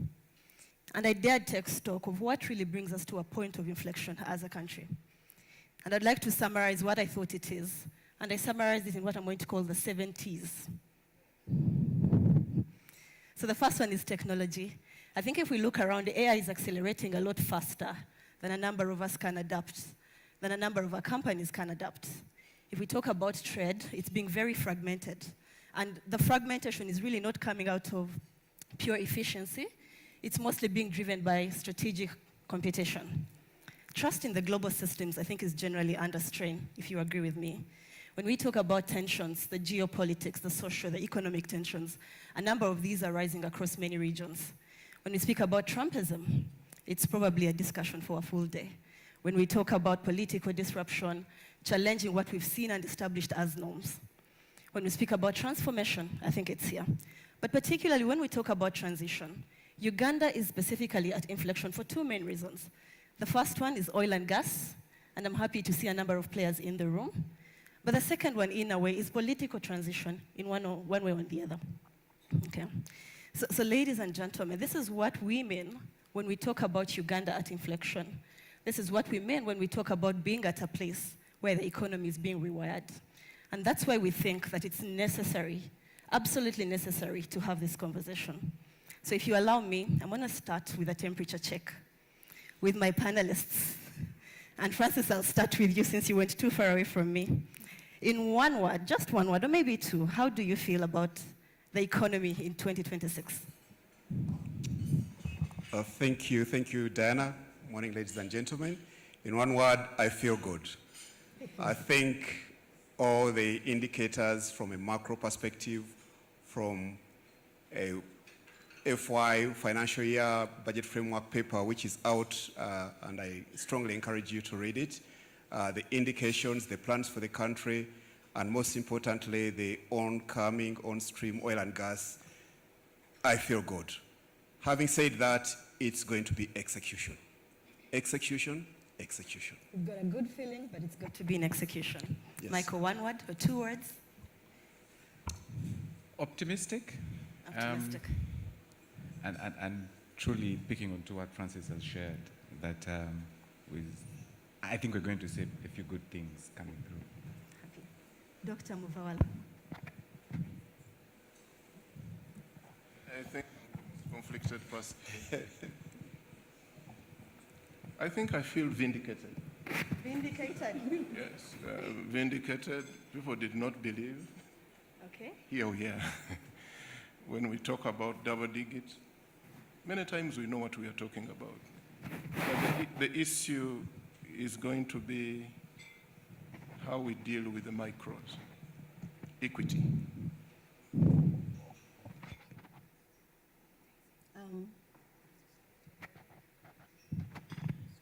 This is the problem with things that we don't understand. And then maybe by this point we should have learned how to use this, but we're here. Professor, I'm glad I'm ending with you because it's in so many ways your market, but it's also your economy. And more importantly, you set the stage for us this week on Monday. Central bank held rates at 9.75. And a number of things that people have been highlighted cover things like we've had a stable FX rate. We have had benign inflation. And it concerns the people here because ultimately where we keep the rates does affect where a number of them borrow at. So in a brief way, can you tell us what the expectations from a central bank rate perspective are into 2026? Thank you very much. I think there will be in full control. That's what I can say. What we have done before, you can give us full confidence that there is sufficient capacity to sustain all the three macroeconomic fundamentals: growth rate, exchange rate, inflation rate. Full control. And this economy is likely to remain extremely stable. So you conduct your economic activity and you will ensure to have sufficient return as you expect. The only problem that we may envisage is the geopolitical tensions. Of course, if the Gulf of Hormuz is not sufficiently operating, the disruptions in the global supply chains are the only ones which we are very afraid of, but from the signals that are on the horizon, there is still also not much cause for alarm, given the US-Iran tensions and the likely resolution that are likely to come.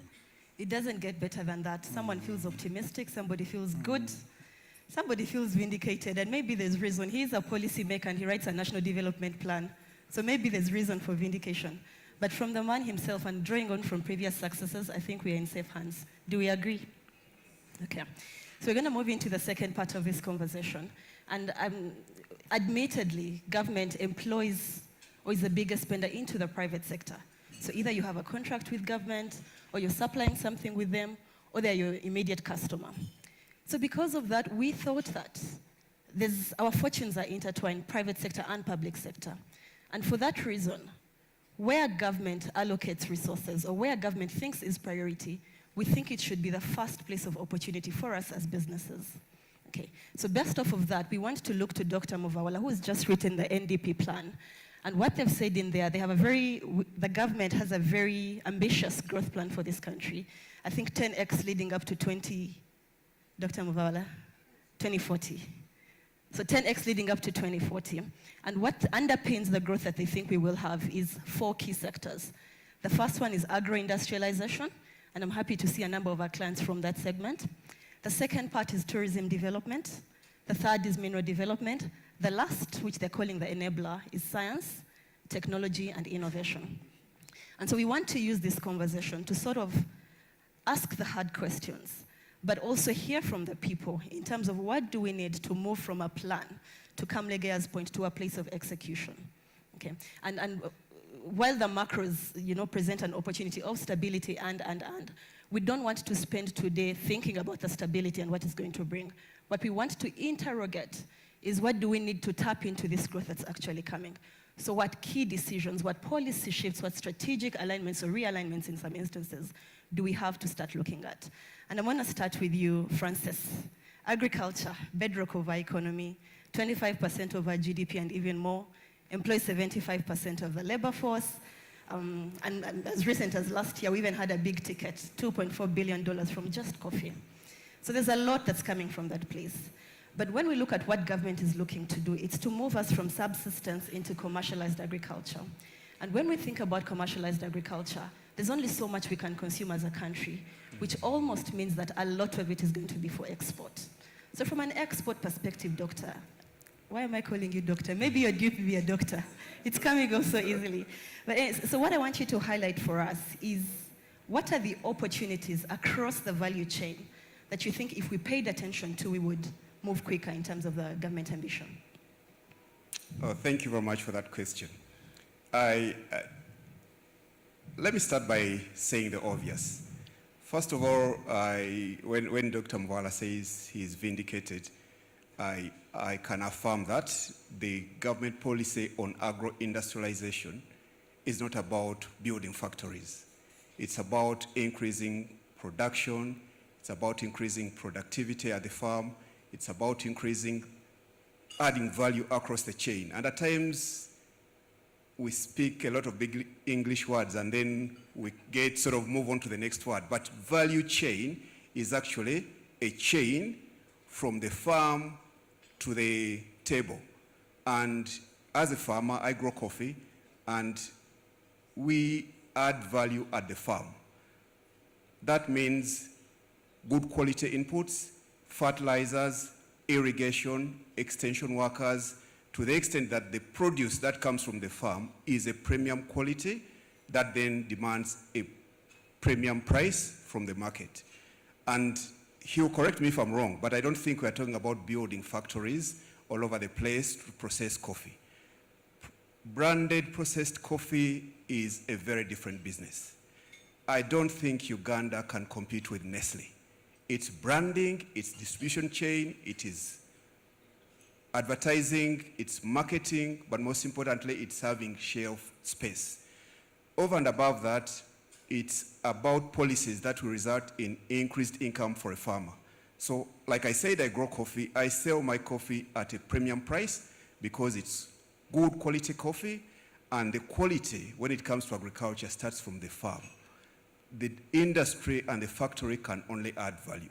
So, my message to coffee farmers, to agriculturalists and private sector enterprises who are looking at the value chain, we have to focus on adding value at the farm and, most importantly, add value across the chain. Grading, cleaning, branding, certification, and most importantly, traceability, especially when it comes to coffee. So, as I started, I'm very optimistic about the sector. We'll talk about oil and gas. Oil and gas is going to be an enabler. And again, Doctor will correct me. I don't think Uganda is going to become an oil economy.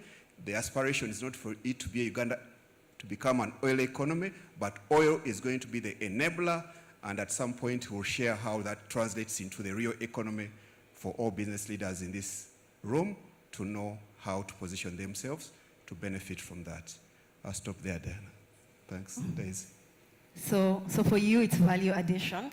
And I saw a number of nods, including Dr. Muvawala. So I'm inevitably going to come to him for two reasons. Firstly, for him to bridge it for us. So when we say from a farmer's perspective, value addition is where it's at. Dr. Muvawala, from the plan that you've set out for the people, does it cover value addition? Yes, first and foremost, the problem with us is definition most of the time. Value addition. People think value addition is industry only. But let us look at the average price we get from coffee now, from the coffee we export, to get to the billion US dollars, $2.6. What is the highest value we can get? $6. By simply improving the seed. Simple. Wash stations, the agronomy, the way the traceability, that is going to be key. Yeah. We can make more money from value addition with that definition, and it will be more economical than going for Nescafe and other things. I think so that is just right, yes, on target. So just value addition. Yes. I'm also going to thank you so much, Doctor. I'm still going to pick from what Francis said about we're not about to become an oil economy. We maintain our state as an agricultural economy. But also we cannot ignore the contribution of oil and extractives in the current place. And when I look around, I see a number of entities whose fortunes in the last 2 to 3 or 3 to 5 years anyway, were tied to the oil story for this country. But we're now getting to a place of production. So the question in my mind, and the question in many people's minds, is post-oil production, do we have similar opportunities? Is there as many opportunities as there was before? And if there are, what are these opportunities? Thank you very much again. I am going to conceptualize again. You are looking at an economy whose population is growing very fast. At the time when first oil is about to come, and again I'm vindicated, for the last 2 plans, we resisted having oil revenue in those plans. It would have been disaster if we had. Good job. Now I think we are ready, and the oil revenues are coming at a time when your service delivery and service delivery demands are going out of the roof. At a time when your budget has fiscal space challenges. Because as services go up, you need more resources, people are demanding these services, the youth need jobs, you don't have the money. Because interest rate payments have also gone up. Significantly. So we have a fiscal space challenge. So now, oil revenue. It's not just going to be oil revenue, it's going to be a catalyst. Happy. It is beyond oil revenue. So the opportunities are the same. I don't even have to mention them. Because this oil revenue comes into the space, gives you capacity to spend, gives you aggregate demand. It all works out for the private person. You can go into transport, logistics, services, value addition, all kinds of this. This oil revenue, treat it as manna from heaven. There we go. Manna it is. So, but when it comes, it should not change your economy. So the spending must be wise. We must spend more on the side of agriculture and other things to ensure that this economy does not become oil dependent.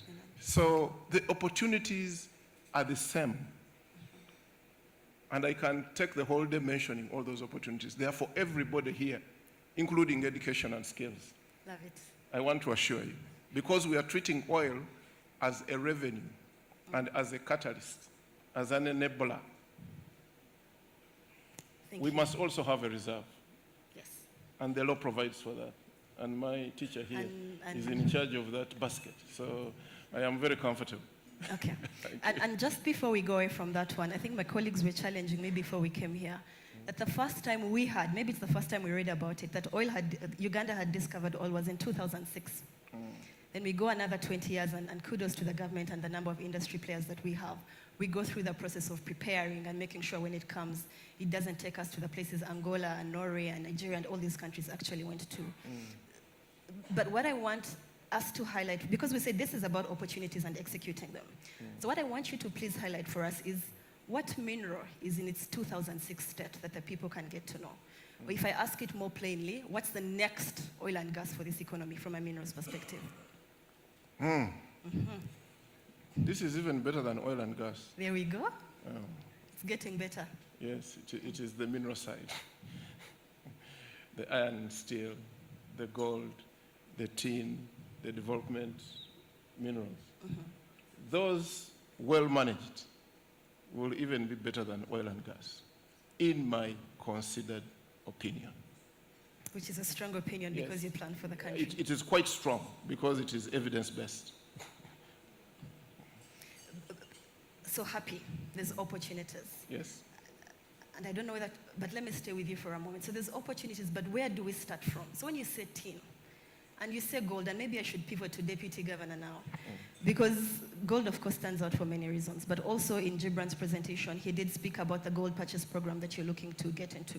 And I think I've seen a client or two who have mining licenses for gold. Maybe where you can give us some context is if today I've got gold, I have, a place in Mubende, I've been able to extract oil, where do I start from? Do I walk into the central bank and say I've got some gold? What's the process? What do I need to be aware of? How do I prepare myself for when the central bank actually comes to buy gold? And by extension, I should assume the other minerals. Thank you very much, Diana, and the August audience. Now, the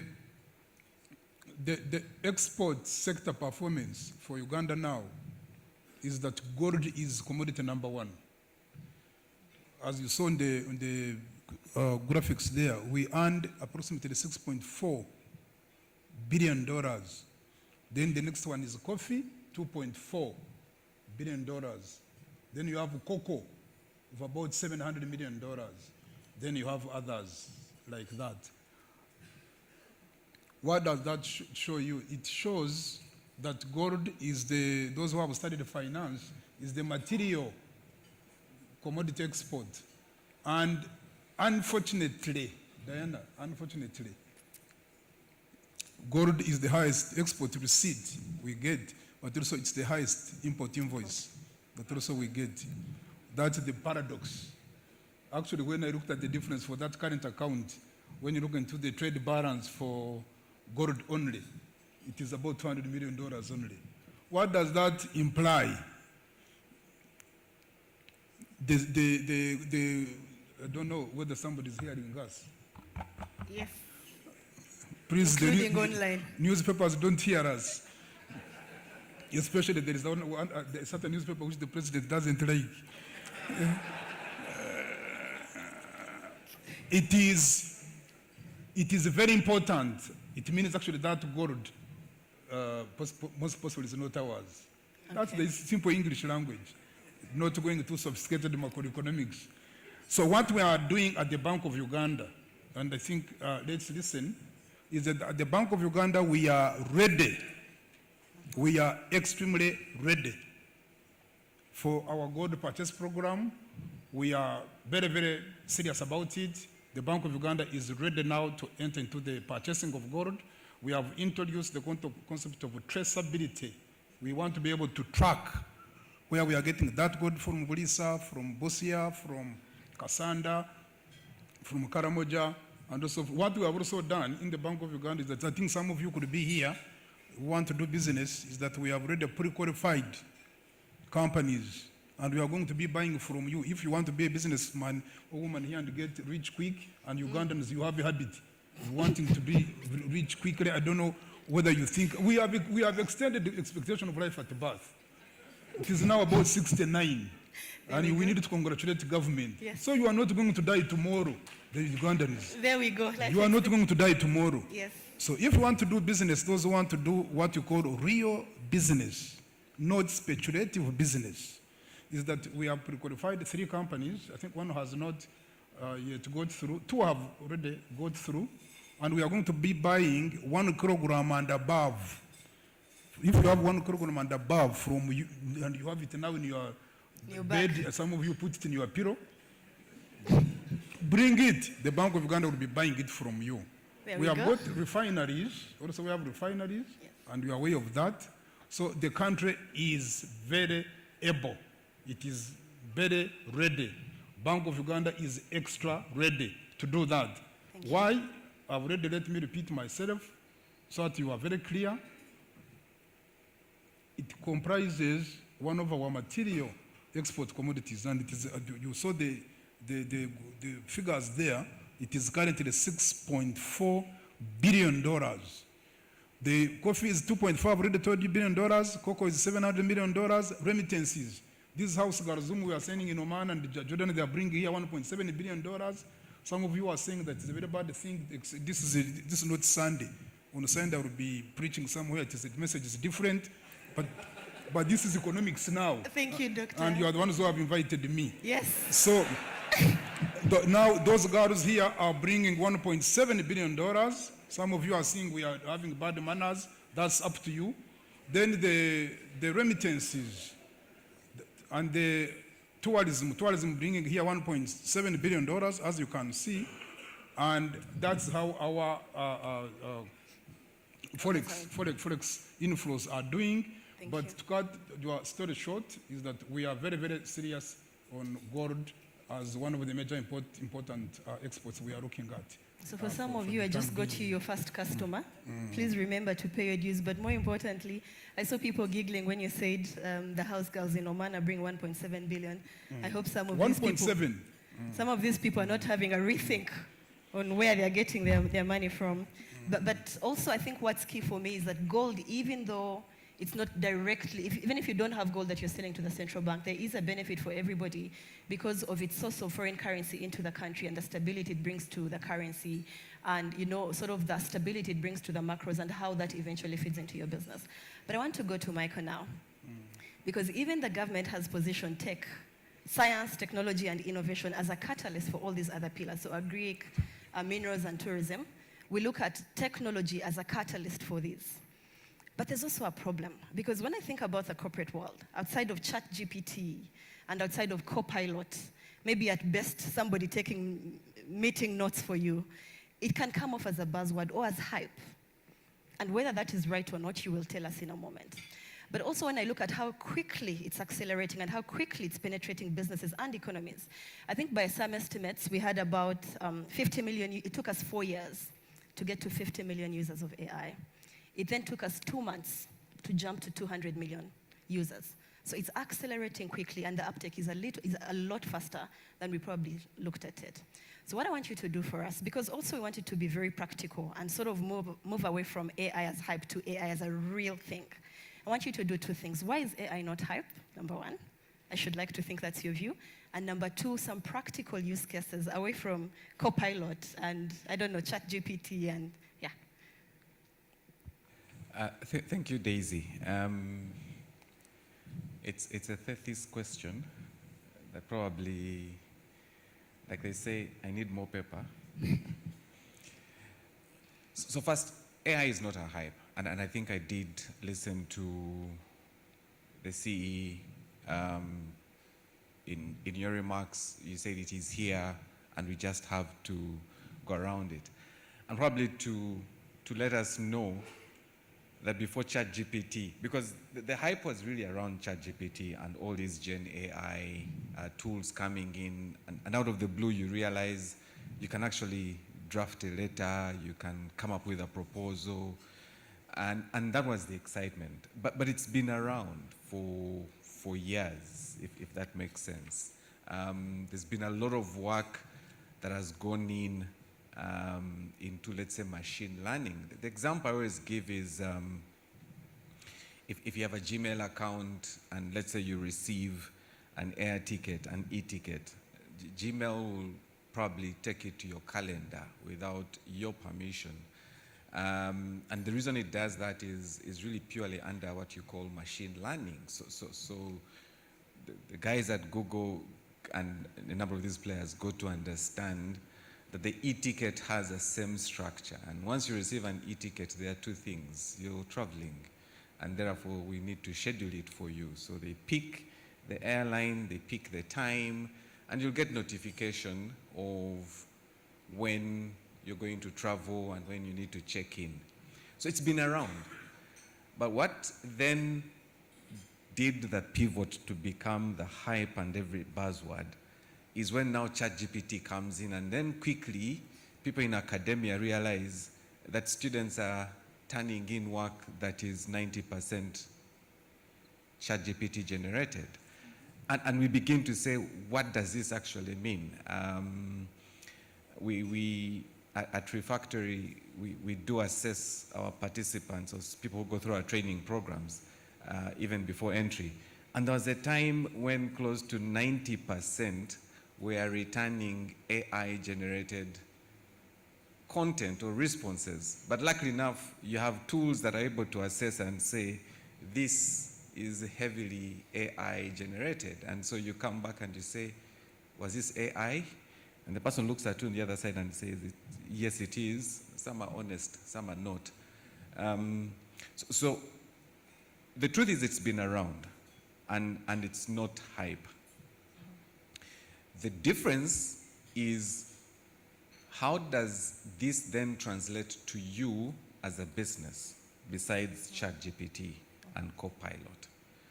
And I have had, when Amazon lays off 200,000 workers, and people say, is AI? I've done trainings. The greatest fear people have around AI is which job is going next. And sometimes I want to say, as a country, we are not yet about to see those massive layoffs. And here's the reason. Our data, which is the food for AI, is so unstructured. So if you want to see, and I'm glad I have Doctor here, at a national planning level, where is the national database that is reliable? Where is that? Your guess is as good as mine. Yeah. Let's come to our businesses. Besides finance, which other function has been automated that generates for you data that you can ably tell your human capital productivity? Because it is once you have gone through the cycles of automation that then you can begin to leverage the power of data, data engineering, data science, and then you go to now, the apex is really the artificial intelligence. So what are the use cases? Yes, Daisy. I think you're going there. I was going to say, I hear you, I understand you. What I also want you to highlight, and maybe that's where you're going to, is that all I am is a coffee farmer. I wake up in the morning with my hoe. Is AI really for me? It is. And there are quite a number of tools that are there that are generic. And that's the other space that we really we should be investing in. How do we have what I call content appropriate or context appropriate tools that understand your context? So if you look at agriculture, there are quite a number of tools. Even your Google Lens, if you have your smartphone, on your Google bar, there is a camera point that if you are in your farm and you take a photo, Google will probably tell you, and you can interact with the Google AI engine, and it will tell you this could be the disease, this is what you're struggling with, and X, Y, Z. The other use case I would give is a number of us probably have websites. So we had a scenario out of COVID, Daisy, where we were operating physical. COVID pushes us online. We get back into office, but we still a physical mentality. We had an office line. We were doing 1 day remote, 1 day office, 4 days remote. And people were calling. So every time we'd get to the office, you'd find about 700 missed calls and about 800 messages. And then we build a chatbot on our website. That chatbot on our website, and we trained it. So there's one thing. There's going for everybody is doing a chatbot, but there is also training it for it to be as responsive based on your context. Our calls to the office dropped by 80%, implying that we are resolving a number of these issues on that chatbot. What does that mean? That you need somebody internally who is constantly reviewing the data that is coming off the chatbot in order for you to refine and continue training the chatbot. And I can go on and on. In health, there's a team at Makerere that has been building an AI-enabled malaria diagnostic kit, and it's supposed to be running on mobile, and they've done a couple of clinical trials here and there. But there's been a lot of work, but in small spaces. And so yes, my take is that the technology is available. Let me also say this. AI is not software that you just buy and put in your company ecosystem. No, it won't deliver if the foundation, which is data, is not good. Thank you. And I like the examples that you give, that even if I'm a farmer, I can just use my phone, take a picture and detect what the disease is.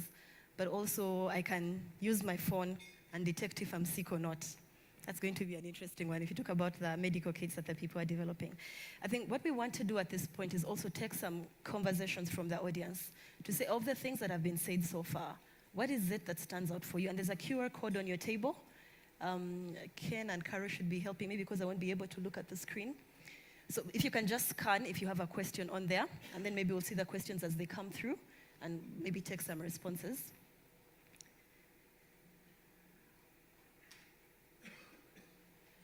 The QR code is actually up on the screen, so if there's any questions, then we can look to talk about those.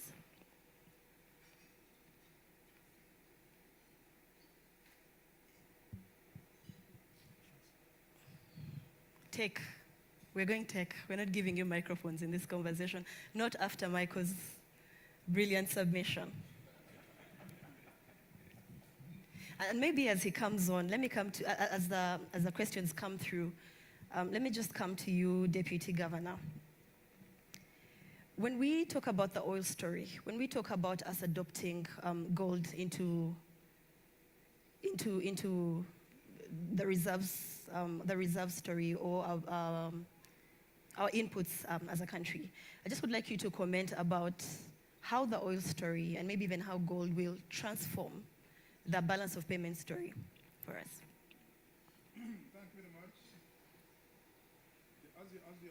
our economists, it is very important for the country to be an oil economy, but also it is as dangerous as it is important, depending on how you manage two things. One, perceptions. Two, reality. Now, Uganda is going to be an oil economy from next year, next financial year, and this is for real. But it is not good. It is not even good manners, just in the English language, to all of us think that this is going to be now the God-given Messiah to solve all our problems. This will be the greatest mistake, Diana, anybody is going to commit. This is the mistake in Nigeria, this is the mistake in Equatorial Guinea, this has been the mistake in Angola, the mistake, with the exception of only one country, which is, I think all of you know it, those who are aware with international political economy, and this is Norway. Norway's sovereign fund now is just listen, $2 trillion. Anybody who, if you have any commodity on your desk right now, you have a Samsung phone, you have an Apple tablet, that Apple tablet you are having, the moment you buy it, the Norwegian Oil Sovereign Fund, Norwegian to be very specific, Sovereign Wealth Fund, earns 3% on it. They have got 9,000 companies, 9,000 companies globally where they invested their money. So when we get this money, let's invest it where, as already Joseph has told us here. Let's invest it where, particularly in economics and also in econometrics. There's a term we use which is called resource movement effect. Resource movement effect means that when you get something, in this case, when you get oil, then even those who have been in agriculture think that they should stop agriculture, and President Museveni is going to be distributing money from Busega up to Kabale. I mean, Muchiga from Kabale. I wish I also saw him distributing money. I would really be very happy. That's what most of you think that is going to happen. This is disastrous. It's very dangerous, it's disastrous, it's unbecoming, it's really very bad that we don't expect you people to do. Now, when you had Diana saying since 2006, we have had oil since 2006, and Francis is here. Have we wasted time? Can you imagine? Since 2006, we have not been able to get oil on any rig. We have not had any rig noise bringing this oil on the surface. When Ivory Coast, just recently, the oil is everywhere. Come on, just please. This country needs to be congratulated. We need to congratulate government for one major thing, and this is what you call preparation. Preparation. Because even if you go to Nigeria, the reason why Nigeria also went astray is lack of institutions, lack of the legal framework, lack of enabling laws. But for us, all those things, the institutional structure is in place. There is a Uganda National Oil Company. We have enabling laws. We do not expect any mistake. Really, that's what it is. In these 20 years, we do not expect any single mistake in terms of managing oil. The only thing which I have a quarrel about is the way we are managing expectations. We have not done as well in the software the way we have done in the hardware, and also in the building of institutions. So we need to create that awareness so that we don't have what we call resource movement effect. Resource movement effect simply means that even Kamwenge, Rugashari, Chibale, Kasese, these are districts that I'm mentioning, are the ones which make sure that our universities are running, our prisons are running. Your children who went to school are able to get that cup of porridge in the morning and the portion. This is being enabled by these people who are having maize, particularly Kibale, Kasese, and so on. But unfortunately, even those think that when oil comes, they just stop. That's what you call resource movement effect. That's what you call Dutch disease. Those who are not familiar with what the Dutch disease is. This is familiar with the Dutch disease and resource movement effect in economic and econometric modeling. So what we are modeling for us at the bank is that we are ensuring that we bring this oil also into our models. We are bringing climate change into our models. Those who are very, very familiar with our modeling, we are using dynamic stochastic general equilibrium. It's the one we use. And it is able to give us that trajectory, it gives us that projection into when oil comes in, what's going to be our balance of trade first. What's going to be our current account first. Before we bring in our balance of payment, both financial and capital account. Balance of payments, we are doing very well. We have a surplus. Okay. The problem we have a surplus of approximately, we have a very good surplus. I'm not familiar, I didn't see it from this week yesterday, but we have a reasonably good surplus because of especially financial and capital account. The problem is on the current account. The problem is on the trade balance. The things we sell abroad, capital X, those are the export receipts.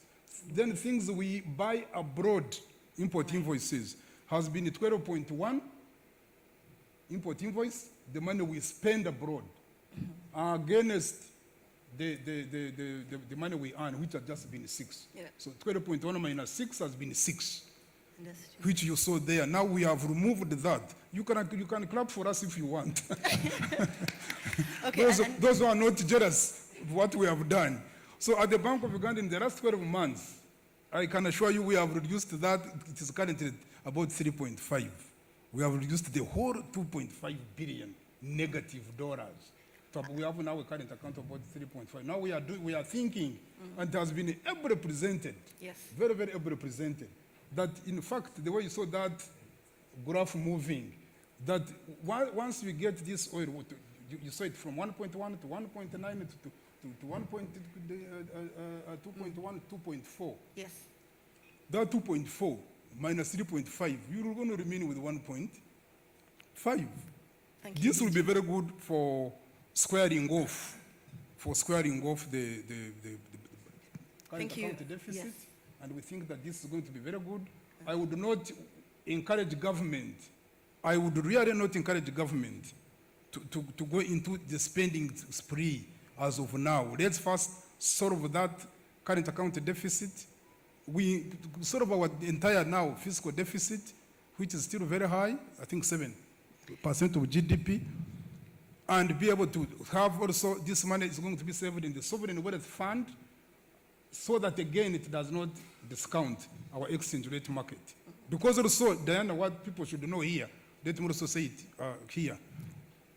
When we are saying we are having the economy stable and we are having our shilling stable, our work in Bank of Uganda is not tomorrow, Professor, how you measure my performance, is not to say tomorrow, Professor, what are you doing there?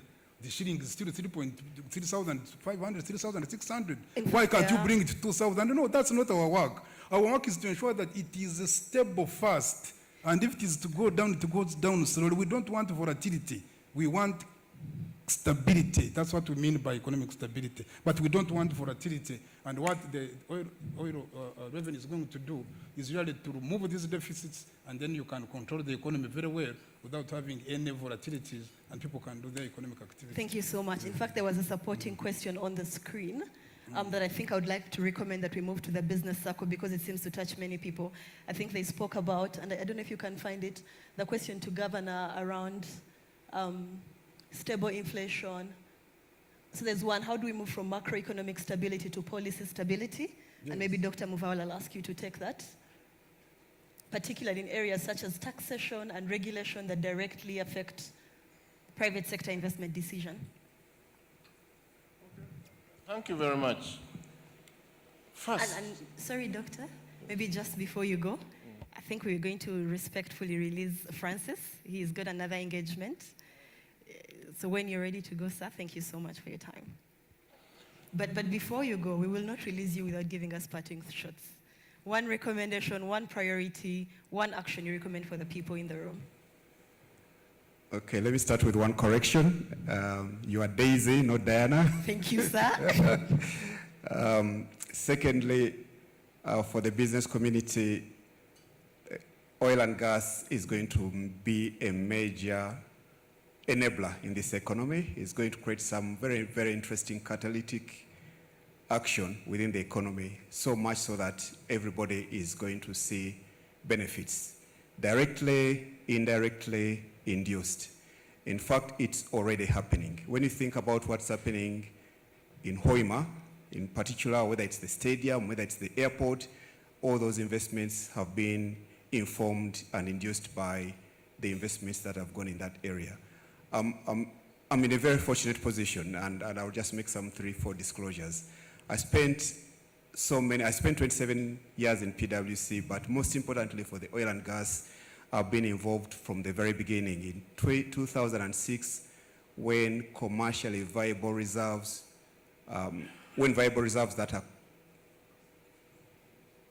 that are commercially viable, I don't think that makes sense, were confirmed.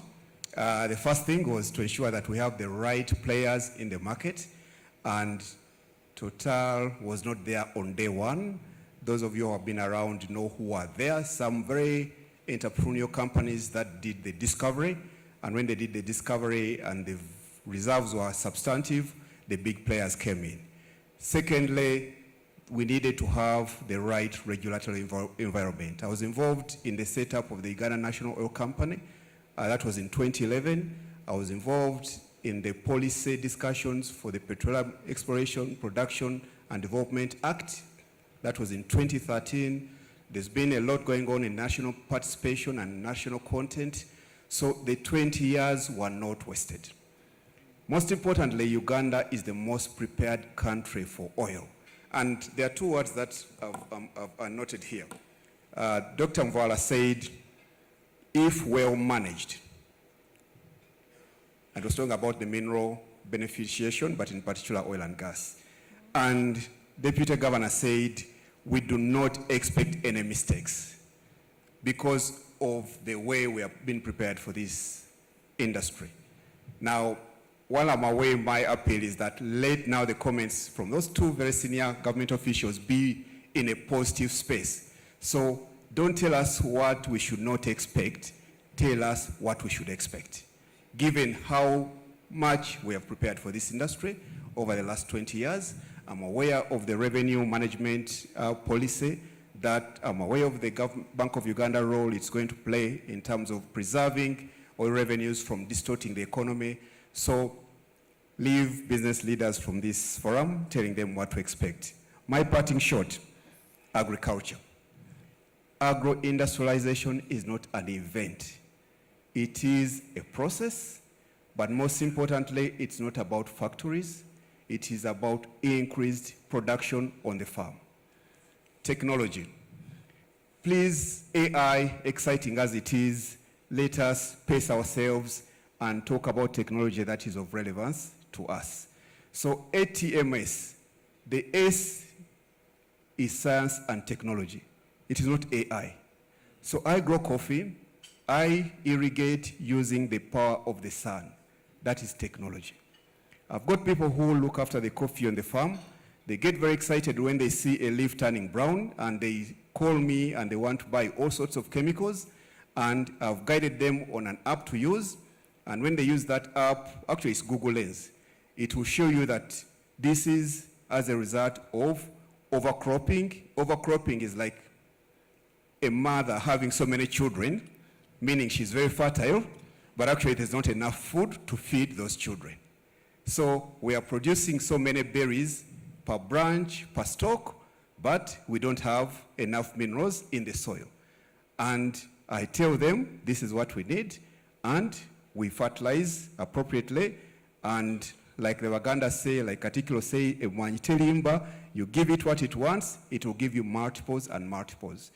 So parting short is inflection point, an economy that has to grow 10x as per NDP 4. 7% is not good enough. Even the projected 10.4%, Governor, is not good enough. You're an economist. We need double-digit growth of 15% per annum for the next 15 years to become a 500 billion economy. It is possible if we do the right thing. We have the laws, we have the policy, we have the will. Now it's implementation and execution. I thank you. Thank you so much. Thank you so much. Thank you very much, Francis. It doesn't get clearer than that. Agro-industry is not an event. Increase production, embed technology, and it's already happening. I think I'll come to you, Dr. Muvawala. I should have loved to take a question or two more, but I think let's move it to the business circle in the interest of time. And I'll take one from each one of you. Same thing, really. Because we want people out of here to get out with something actionable. So one recommendation, one priority, one action. Dr. Muvawala. Thank you very much. Recommendation number one, which is the risk to business. Align yourselves with government strategic direction. And that will take me back to the question, macro stability, tax policy stability. We are going to incentivize you if you run with the strategic direction of government. Positively. We will incentivize you negatively if you run in a direction for which we think will not take this country further. Let me give you an example. Iron and steel. Import bill, $600 million. What is the strategy of government? Import replacement. So what am I going to propose to government? Taxes on imports. What is the cause of this import bill going up? Coils and what do you call them? And billets. Where do they come from? From China. What is happening now? China is loading us because of the tariffs. So those billets have gone down to $400. Anybody producing in this country, these billets, is producing at $560. If I want to keep those jobs and keep those people who are in line with government, what am I going to do? I'm going to tax billets. There are no two ways about it. Or else I will let the value-adding people close. So my first advice to business, and I am so happy, I can see business understanding the plan better than some of us who wrote it. And that we need to thank God, that when we write this stuff, people understand it and they can interpret it at their level. What does it mean for a farmer? What does it mean for a business person? Keep away from that. And the other one for Ugandans, macroeconomic stability. Don't take it for granted. You have started thinking, we are stable, we can fool around, we can do whatever we do. Ask countries that have lost. Ask countries that have lost it. They have had to even carry money on a wheelbarrow. Yeah. So play with something else. Don't play with our central bank. It's good they're represented. Yes, don't play with our central bank. Let that place be succinct, like in the name of the Father, the Son, and the Holy Spirit. Please don't, because this country will be in trouble. Now, lastly, the thing that I would like, a priority that we have, that we should have as government, on my part, something that I've learned from here, is the way we are going to translate these macroeconomic successes to the micro level. That's where business is. This is why you want the UNBSs of this world to respect the business people. They are the ones who create jobs. UNBS, don't come here and close someone's business, because when you do, we are losing jobs. Business. Help them proactively to gain the quality that you want. Don't just come and say, I've closed your toilet paper thing. Remember, 10 people are going to lose jobs. We have a fundamental problem in this economy. I don't know why we are not clapping louder. So the leaders of these institutions should not think they are kings. Their work is to create jobs, not to close, because the fundamental problem in this economy, we are giving too much. The birth rate of business is too high. The death rate is even higher. And then we start complaining about jobs. And the guy in UNBS does not know that he's contributing to that mess. The guy in the planning authority does not know that he's contributing to that mess. Now, we want leaders in government that are business friendly, that know we exist because these businesses exist. I thank you. Thank you, Michael. So you're going to incentivize but also you're calling on macro stability, and I'll come back to DG, but Michael, over to you, parting shot. Parting shot, just a quick one. If there was an AI masterclass for leaders, how many would show up? Seriously, how many would be interested? Okay, so I throw it back to the bank. There's a huge opportunity for us to be the catalytic entity that begins to transform the adoption and the proper utility of technology in our businesses. And the one thing I can assure you is, as Refactory, we're more than happy to partner with you to deliver that training. And I see the board chair here, where we had an opportunity to engage. Because if we don't get business leaders to fully appreciate how this can work and can be applied in business, it's going to remain a buzzword. It's going to remain a conversation in boardrooms. And the reason I'm saying this is that we are not short of tools. My quick survey is many of us already have these applications. Many of us are subscribed to Microsoft suites of Office 365 that comes with everything. And then when you ask somebody, have you ever seen the Copilot something around, says, hey, this is what it means. So it's not that we are not short of, but for Copilot to work for us, it means that we also need to feed it. Secondly, as a country, there are initiatives that are beginning to happen, and beyond just the tech and AI, there are initiatives that are beginning. So you've heard about what they call large language models. There's a company called Sandbird AI that is building a large language models based on Ugandan languages, and that AI large language model is called Sunflower. They've done for Uganda, they've done for Runachitara, Luo, about 4 languages. And the essence is that right now when you're interacting with any AI engine, it is English. But if it's going to work for my mother, It's good to be. it must have context. Finally, data. Data. I can't emphasize this. I'll give this example. A senior Rotarian had a Range Rover that had these cameras that give you an kind of information to your dashboard.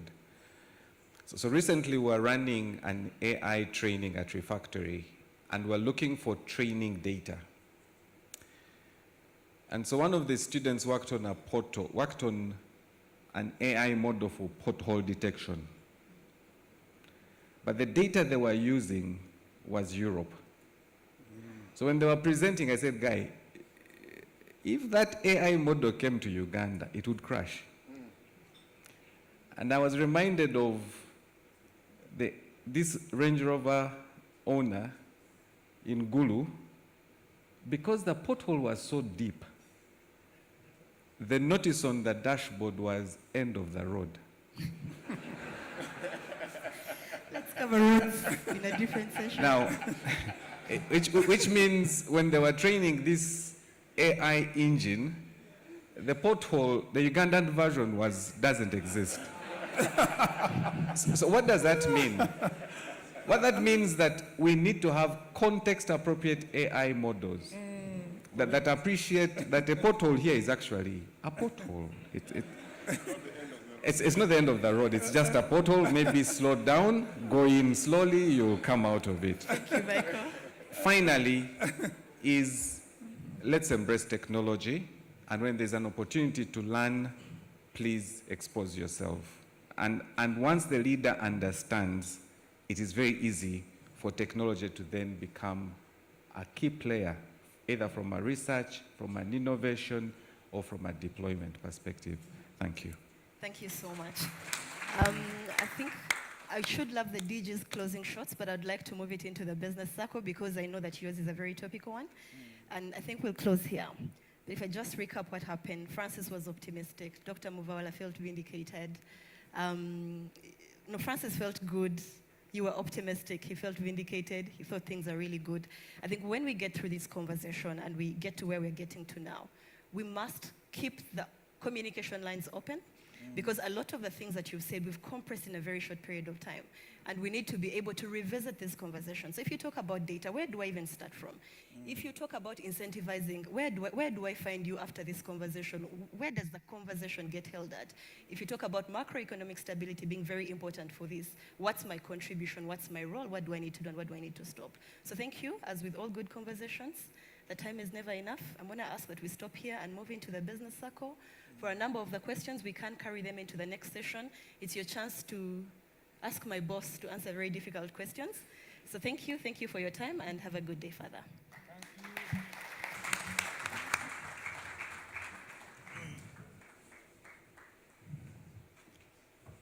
We request one more round of applause to this wonderful panel. It's not easy getting the Deputy Governor, the Executive Director, National Planning Authority, and all these brains in the same room. So we much appreciate their presence, and we much appreciate the insights today.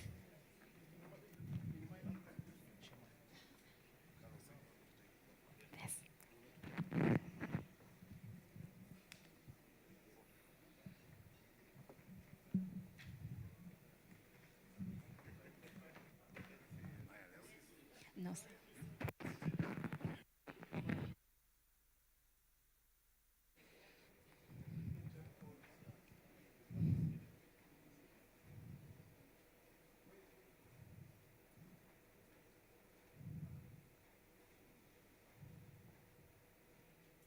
All right.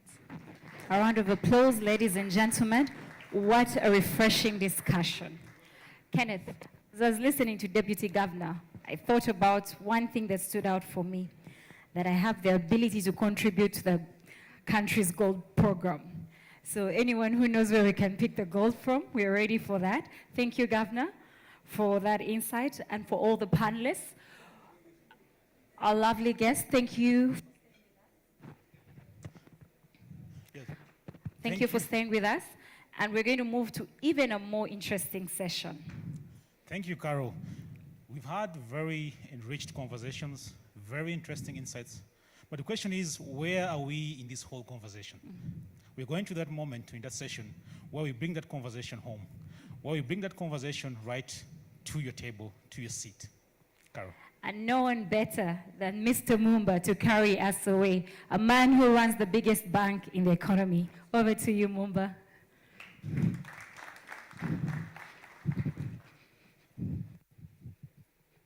Hello? Great. Yes, it does.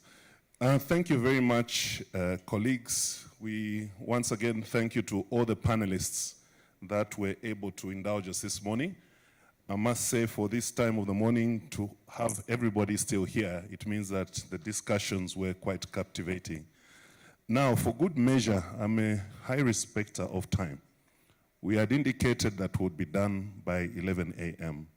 So with your indulgence, could you allow an extension of at least 15 minutes so that we can get an opportunity to get some perspectives? We would have loved to address all the questions that have been raised, but time is a constraint. I think we'll work with the team to see how we can get feedback to each of those and possibly do an emailer to all the delegates that are with us here today. So what we have done as part of the process is to look at two key sectors that we believed would provide all of us with some perspective in terms of what do they see as risks and opportunities in those sectors. How are they responding to that? And where does the bank come in to help them address those aspirations? So we selected agriculture and, of course, oil and gas. So from agriculture, we'll have Karen, who will speak. Karen is the CFO of Nzika Poultry, obviously in the agriculture sector, and my good friend Gilbert from UNOC, the Chief Commercial Officer from UNOC.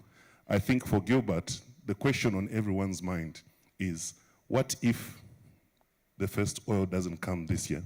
Is there a possibility that it won't come? If there are risks to meeting that deadline, what are the mitigants? What needs to be done to ensure that the first oil comes through? So Karen, Over to you.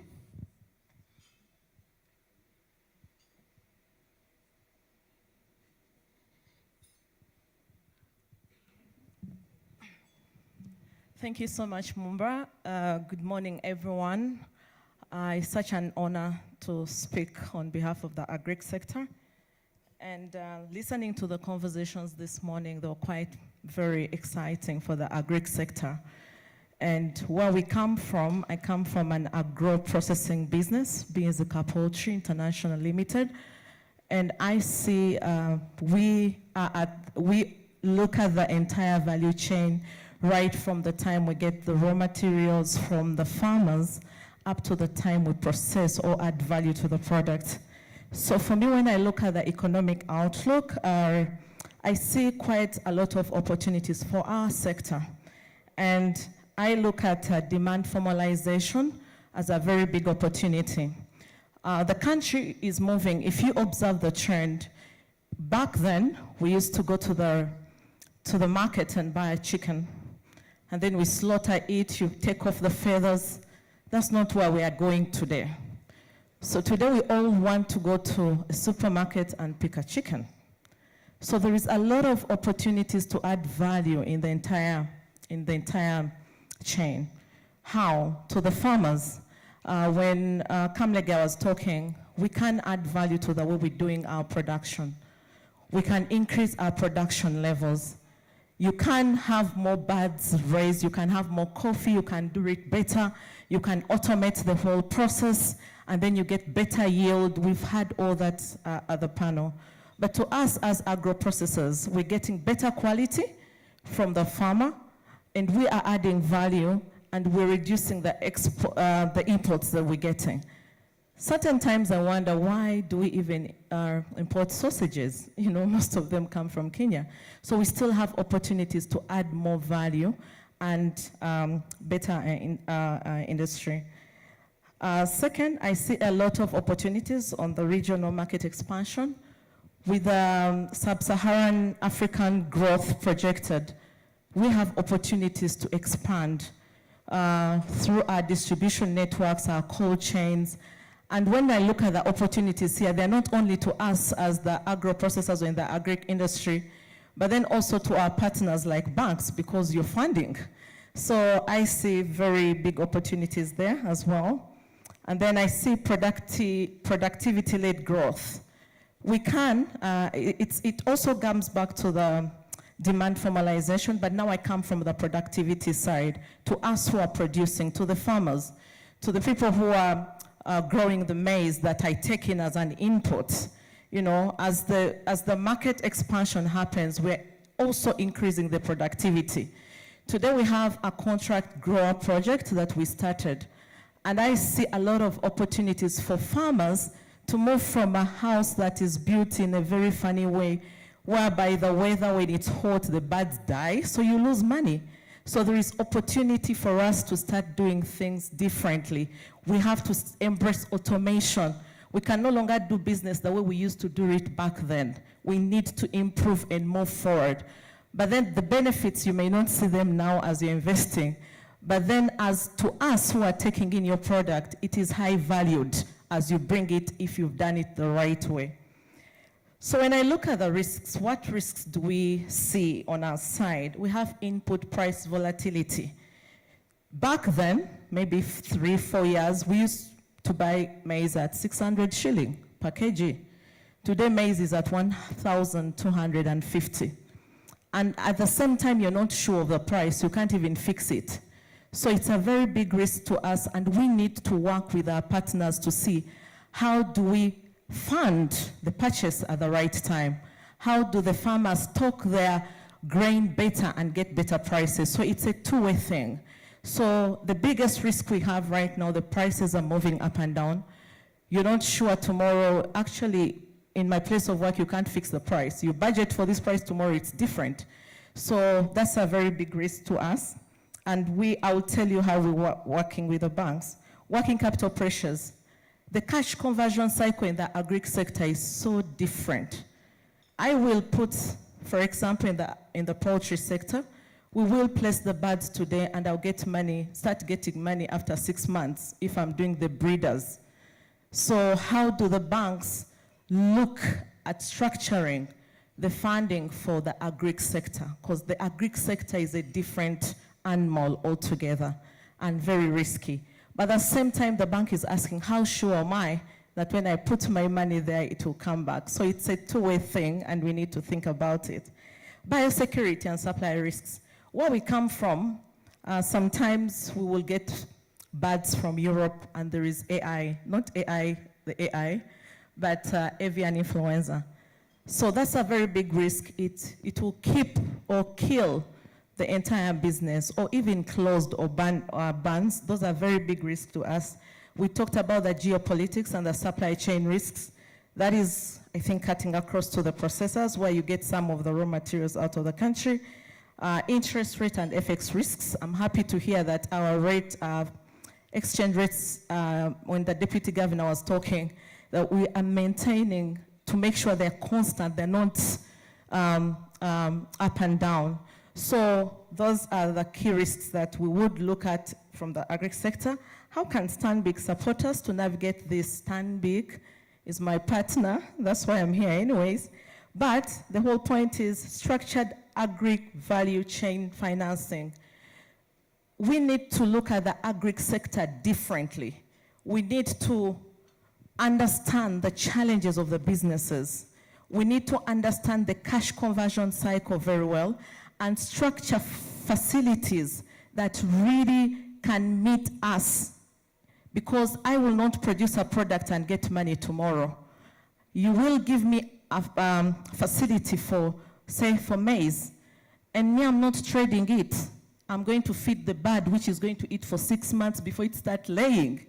So how you structure that is very key for us if we're going to boost this agri sector that contributes 25% of the overall GDP.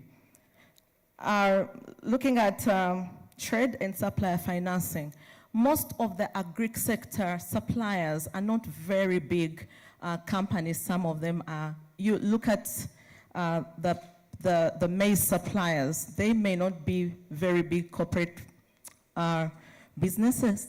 So their working capital is kind of limited. So we expect the bank to look at how can we supply, or how can we service, how can we support the suppliers in this industry while looking at the main guarantor, who is the customer they are selling to, who may be a bigger player in the market. So we expect the bank to support us in that area. We expect the bank to look at asset finance for growth infrastructure, because we cannot do business the same way. We have to invest in assets. We have to expand. For example, I feel at the end of our strategy is maybe by 5 years to come, we should reduce the cost of the chicken and make sure that everyone can afford chicken. Back then we used to eat chicken on Christmas, but we want to have chicken, like today we had chicken sausages. So we want to have that on our tables, but we have to make it very cheap. And if we have to make it very cheap, we have to invest heavily in assets like maybe environmentally controlled houses. We're no longer doing the poles and so on. And any other agri sector will testify that investing in agriculture is becoming very expensive. So we need the bank to look at that area and be able to structure affordable financing options. It's not only financing, but it should be affordable to us for us to be able to make money. Thank you very much, Stanbic. And yeah. Okay, thank you very much. I am conscious of time, and I will not take too much time. I'll try and be brief. Thank you for the question. And I also want to thank Stanbic Bank for this opportunity.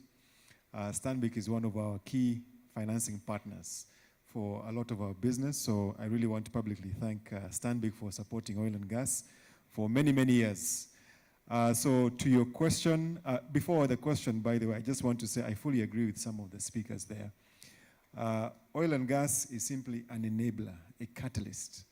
It's not going to change structurally the economy. It's simply going to speed things along.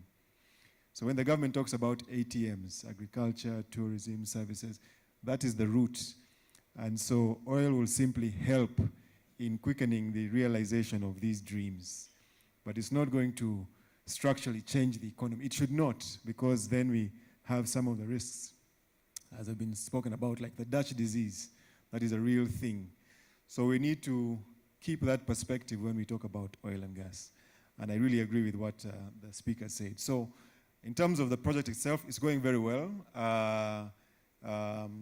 ECOP, the East Africa Crude Oil Pipeline, is about 80% complete. There are about 600 kilometers of pipe that have already been laid in the ground. Some of the pipe has crossed Mutukula, the border of Uganda and Tanzania. In January, the Honorable Minister of Energy, Dr. Ruth Nankabirwa, led a team to Tanga to inspect the port. It's going very well. It's nearly complete. The Tanga port in Tanzania, where the pipeline ends. It's going very well. In the upstream, 200 wells have been drilled. Tilenge is about 75% complete. Kingfisher, if you've been following oil and gas, those are the developments in the upstream. It's about 80%. And the commissioning sequence is going to start about June, July. So the commissioning sequence, these are big projects. So you don't just switch it on. You must be very meticulous in how you do your commissioning sequence. So all of that to say that really where we are now, we are in project execution. Does that have risks? Of course it does. There's health and safety, there's environmental, but we're really in execution with the race to deliver first oil this year. So what does that mean for us? I think in terms of links to the economy, I think that was part of the question. I believe, and I've seen around this room, many beneficiaries of national content during the construction phase. I believe the Petroleum Authority has told us national content is about 26 to 27% participation. That is extremely high when you benchmark against other African countries. If you go to West Africa or Southern Africa in oil and gas, they are in the 10 to 12, some as low as 5% participation. And this 26% is not an accident. It comes by some of the things that were done in the 20 years of preparation. The national policy, the laws, the institutions, preparation has been extremely important. So these things are not simply words. There are many beneficiaries in this room right now of some of this preparation. And that will continue. Now, granted, the amount of activity in construction and operations might be lower, but there will still be opportunities for business. I think where the focus changes is now to the macroeconomic level. So this is really quite timely, and the panel was quite timely in the sense that we in the industry have the task of execution. But if anyone has read the Public Finance Management Act, those revenues then go into a petroleum fund. And that is where the decisions are made. So actually that's a question for many of whom we're sitting here today, our macroeconomic decision makers. Now that this money has arrived, now that we have commercialized the oil, we have turned oil into money, and we've put it in the petroleum fund. Now what? And that's where we will have done our job. We will continue to do our job to ensure that oil is flowing productively. We are realizing highest value. We are executing our projects. But the question of links to the economy we will now look to more senior members than ourselves in the Bank of Uganda, the Ministry of Finance, and His Excellency, of course, to now give us the strategic decision. How do we go? That's what I wanted to add. There's a lot more to say, but in the interest of time, Mumba, please allow me to stop there. Thank you. Thank you, Gilbert, and thank you, Karen. Evidently, I think there's a lot to be spoken about. One thread that has been common is the positive messaging from the economists, and also the alignment with the various players, be it private sector, the central bank, public sector from a planning authority perspective. There is positive messaging in terms of the direction that the economy is taking. When I started my remarks, I said part of our purpose, or our purpose is Uganda is our home, we drive our growth. The reason we selected agriculture and oil and gas was just to demonstrate that fact, to say that we drive a sector-led strategy. We are there to support your ambitions in this positive macroeconomic environment. Granted, there will be some challenges in terms of aspects that need to be addressed, But my messaging to Karen and obvious Gilbert and everybody in the room is, let's have a conversation, because we are well positioned to service you across the value chain, as we call it. And my value chain is my corporate and investment banking business that deals with large corporates, large international exporters, and just big companies within the Ugandan economy. We have our business and commercial banking that deals with SMEs, what we classify as commercial and enterprises. So all these trade instruments that help facilitate doing your business, all those structured products that Karen talked about, even what Gilbert has talked about, those are things that we do on a daily basis. So we are available to provide that expertise and support to help you navigate your business. So I think this conversation can go on and on. But as I said, in the interest of time, would like to bring the conversation to an end. But before we do that, I just want to float one last opportunity for anyone who has anything pressing that they may want either myself or any of the panelists. We have the Deputy Governor still in our midst. Any takers?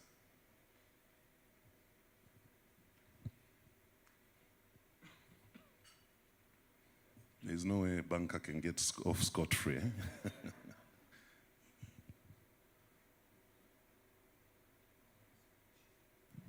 Yeah, I want to thank you for this opportunity. I'm Nyende Johanan, Aswani Maganjo, Private School Director and Teachers Cooperative, CEO, National Examination Services. Thank you for this symposium. What question I want to ask Dr. Mbawala? In planning, there are many businesses coming up in Uganda and more of them dying. What gestation period have you given businesses to catch up before you tax?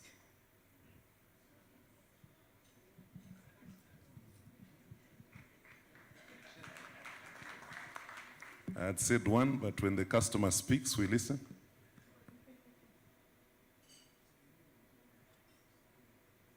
All right, thank you very much. My name is Wadulo Arnold Mark.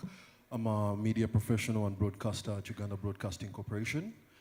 Well, for me, my question is still to the policymakers. NPA, Bank of Uganda, maybe not, but perhaps NPA, on what your thoughts are on the productivity of our country. 73% of our country is under the age of 30, okay?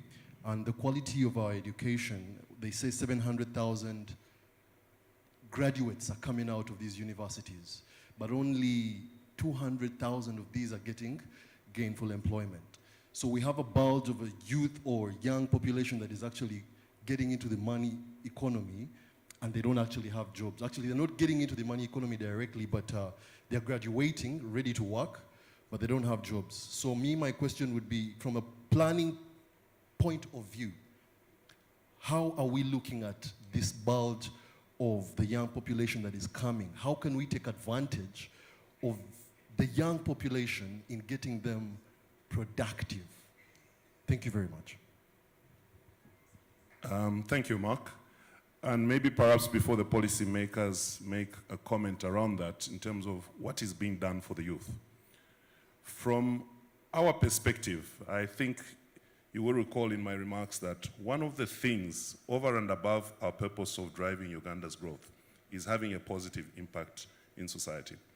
So over the last 10 years, we've been running a program with schools from across Uganda. Initially, when this intervention started, it was a debate program. But what has happened is over the last 5 years or so, this has evolved into a competition where we encourage youth to come up with innovative ideas of creating interventions that can provide stimulus to the growth of the economy. So that is our investment in terms of shifting the youth mindset, such that we start training entrepreneurs and not employees. And that's one of the interventions that has to happen. We all have to start saying, with this youth population that is growing, what else can they do other than being prepared to be employees? And that's the mindset shift that we've been trying to drive under the Stanbic Schools competition and the number of interventions that we do under the Stanbic Incubator. So we'll be happy to provide more context around that, but for me, that's the challenge I'll throw back to say, as we look to the policymakers, how are we shifting the mindsets of the children that we're raising today? to think like entrepreneurs, to say that entrepreneurship is an alternative to being an employee. Perhaps that is the catalyst that we need to start thinking that we have a problem other than an opportunity. So that would be my rebuttal to that, but I'll allow Doctor to speak to that when he has the mic. Thank you. Thank you very much. I think the last question is a very tough one. Let me start with the easy one. The gestation period is 3 years now. In the budget of last year, we did provide for 3 years. I know it's not enough. It is something that is a moving target. We'll wait for your feedback to see whether it works or not, because one, policies are iterative. You try, you fail, you go, you improve. So the 3 years is something that we are discussing. If you asked me whether it is enough personally, that's another matter. It's now up to you to give us feedback. We have the 3 years if you are a startup. You are starting. Now, the second one, I think the chief executive has handled that very well. One, you have to look at the supply side. What kind of person are we bringing out? Gone are the times when we finished university and we were very few, and just having a university degree guaranteed success. Niyetegeka, you're looking forward to that master class, and Francis has already left, but we appreciate you all. Thanks to Gibram. Where is he? He's still here? Okay. You inspired us. The questions you raised, great macro, and then translating it to the challenging micro side, leaves us thinking. Let me sincerely thank each one of you for honoring Stanbic Bank's invitation. The fact that this room has remained full, engaged, and intellectually present throughout the morning speaks volumes. It tells us, as a bank, that these conversations matter, and that there's shared understanding that the pace, direction, quality of decisions we make this year will shape outcomes well beyond it. And as we draw this forum to a close, my role is to restate what has already been my role is not to restate what has already been articulated so powerfully, but to reflect on what we've heard and what it should mean for how we move forward. Our chief executive, Mumba, set the stage by challenging us to recognize that we are operating at a moment of inflection within a rewired global economy that demands adaptability, clarity, and strategic intent. The challenge was then grounded by our chief economist, Gibran, who reminded us that while Uganda's fundamentals remain resilient, the environment ahead will increasingly reward those who are prepared, informed, and decisive. Together, these insights framed not only what we are as an economy, but how deliberately we must position ourselves for what lies ahead. The panel discussion enriched this framing further across agriculture, minerals, technology, national planning. Several consistent messages emerged. A theme that resonated strongly in the forum, according to what I was thinking, in this forum is that growth must be meaningful. It must translate into jobs, viable enterprises, and that's all these questions we are hearing about jobs, taxation, and so on, and improved livelihoods.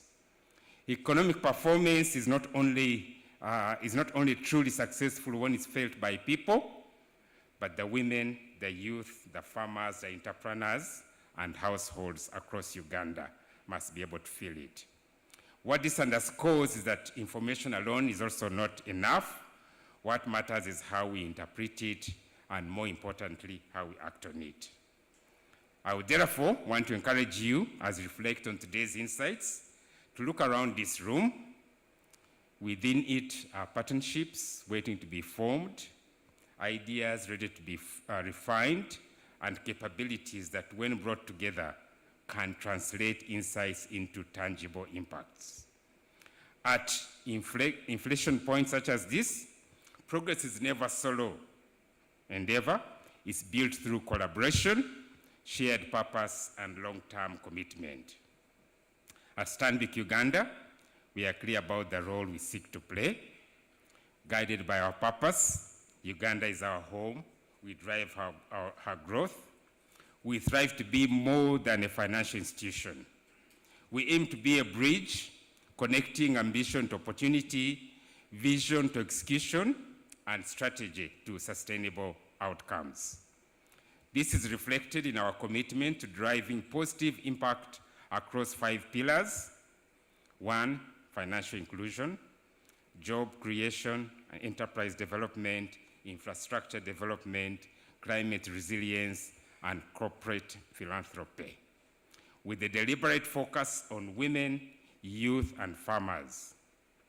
Because inclusive growth is not just desirable, it is essential for long-term national prosperity. Forums such as this are part of how we live that commitment. They allow us to convene, to listen, and to equip our clients and partners with the insights, networks, and confidence required to keep growing individually, institutionally, and as an economy. As part of the Standard Bank Group, our commitment extends beyond Uganda's borders. We are proud to draw on Group's continental and global expertise, resources, and networks, and we deeply appreciate the continued support of our Standard Bank colleagues who consistently contribute their insights and capability to this forum, helping ensure that it meets the highest international standards. Allow me to extend special appreciation to our global markets team, who once again have hosted and anchored this economic forum with professionalism and intellectual rigor, and to our communications, brand, and marketing team, whose behind-the-scene work ensures that this platform continues to evolve, grow, and reflect the caliber of conversation that Uganda deserves. We've also listened carefully to the feedback and perspectives shared during the business cycle throughout today's engagement. Your insights matter. They inform how we continue to refine our offerings and how we support enterprises, not just for the years ahead, but for generations to come. As a bank that calls Uganda home, our hope is that you leave here today with a clearer perspective, stronger partnerships, and renewed resolve to contribute within your sectors and beyond to the continued progress of this country we all call home. Let me close on a note of confidence. The conversations we've had today reaffirm that while the road ahead may be complex, it is navigable. Uganda has the talent, Uganda has the resources, the institutional foundations, as you've heard, to compete and succeed, provided we act within the intention and move forward together. On behalf of the board of directors and the entire Stanbic Bank Uganda family, thank you for your engagement and your partnership. We look forward to continuing this journey with you. Thank you, and God bless you.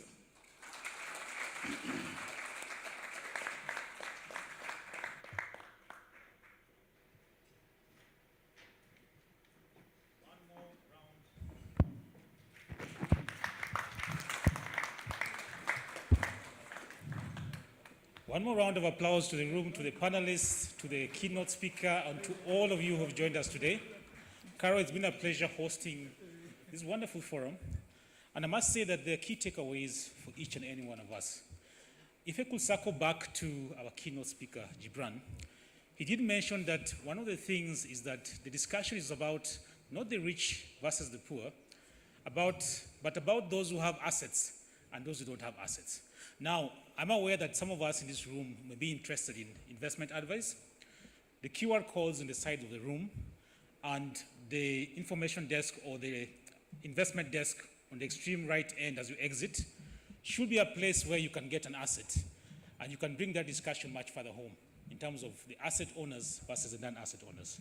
Otherwise, it's that point in time where we depart and take these perspectives and insights into our boardroom discussions. Carol. Thank you, Kenneth. It's been a pleasure hosting with you. Ladies and gentlemen, would like to call the forum to a close. We have our QR codes that are running. Please do share some feedback with us and reiterate the message that Uganda is our home and we drive her growth. Thank you.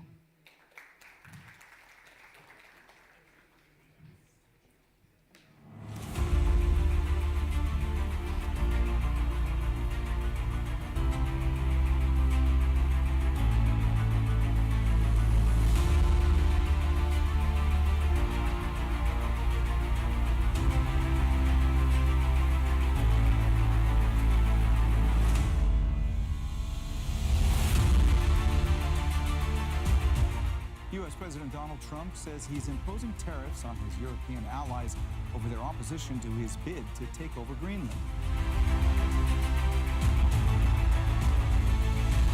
So here's the thing, though, travelers headed to the U.S. may soon need to pay a hefty new visa fee.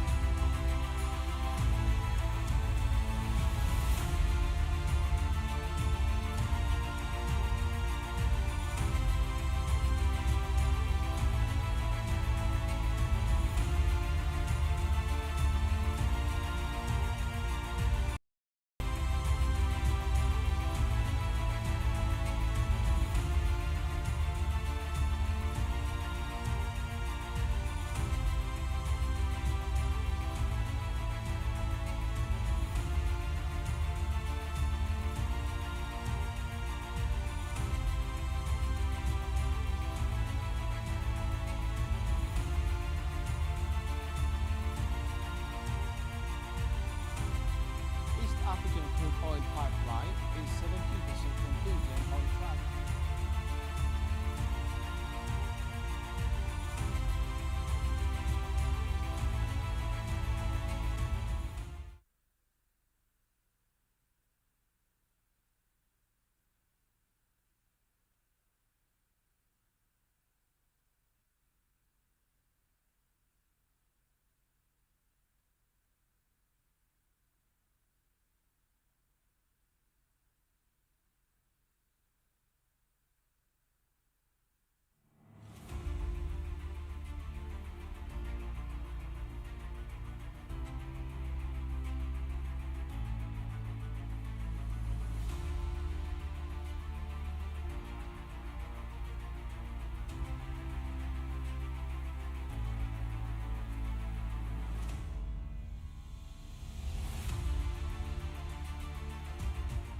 U.S. President Donald Trump says he's imposing tariffs on his European allies over their opposition to his bid to take over Greenland. So here's the thing, though, travelers headed to the U.S. may soon need to pay a hefty new visa fee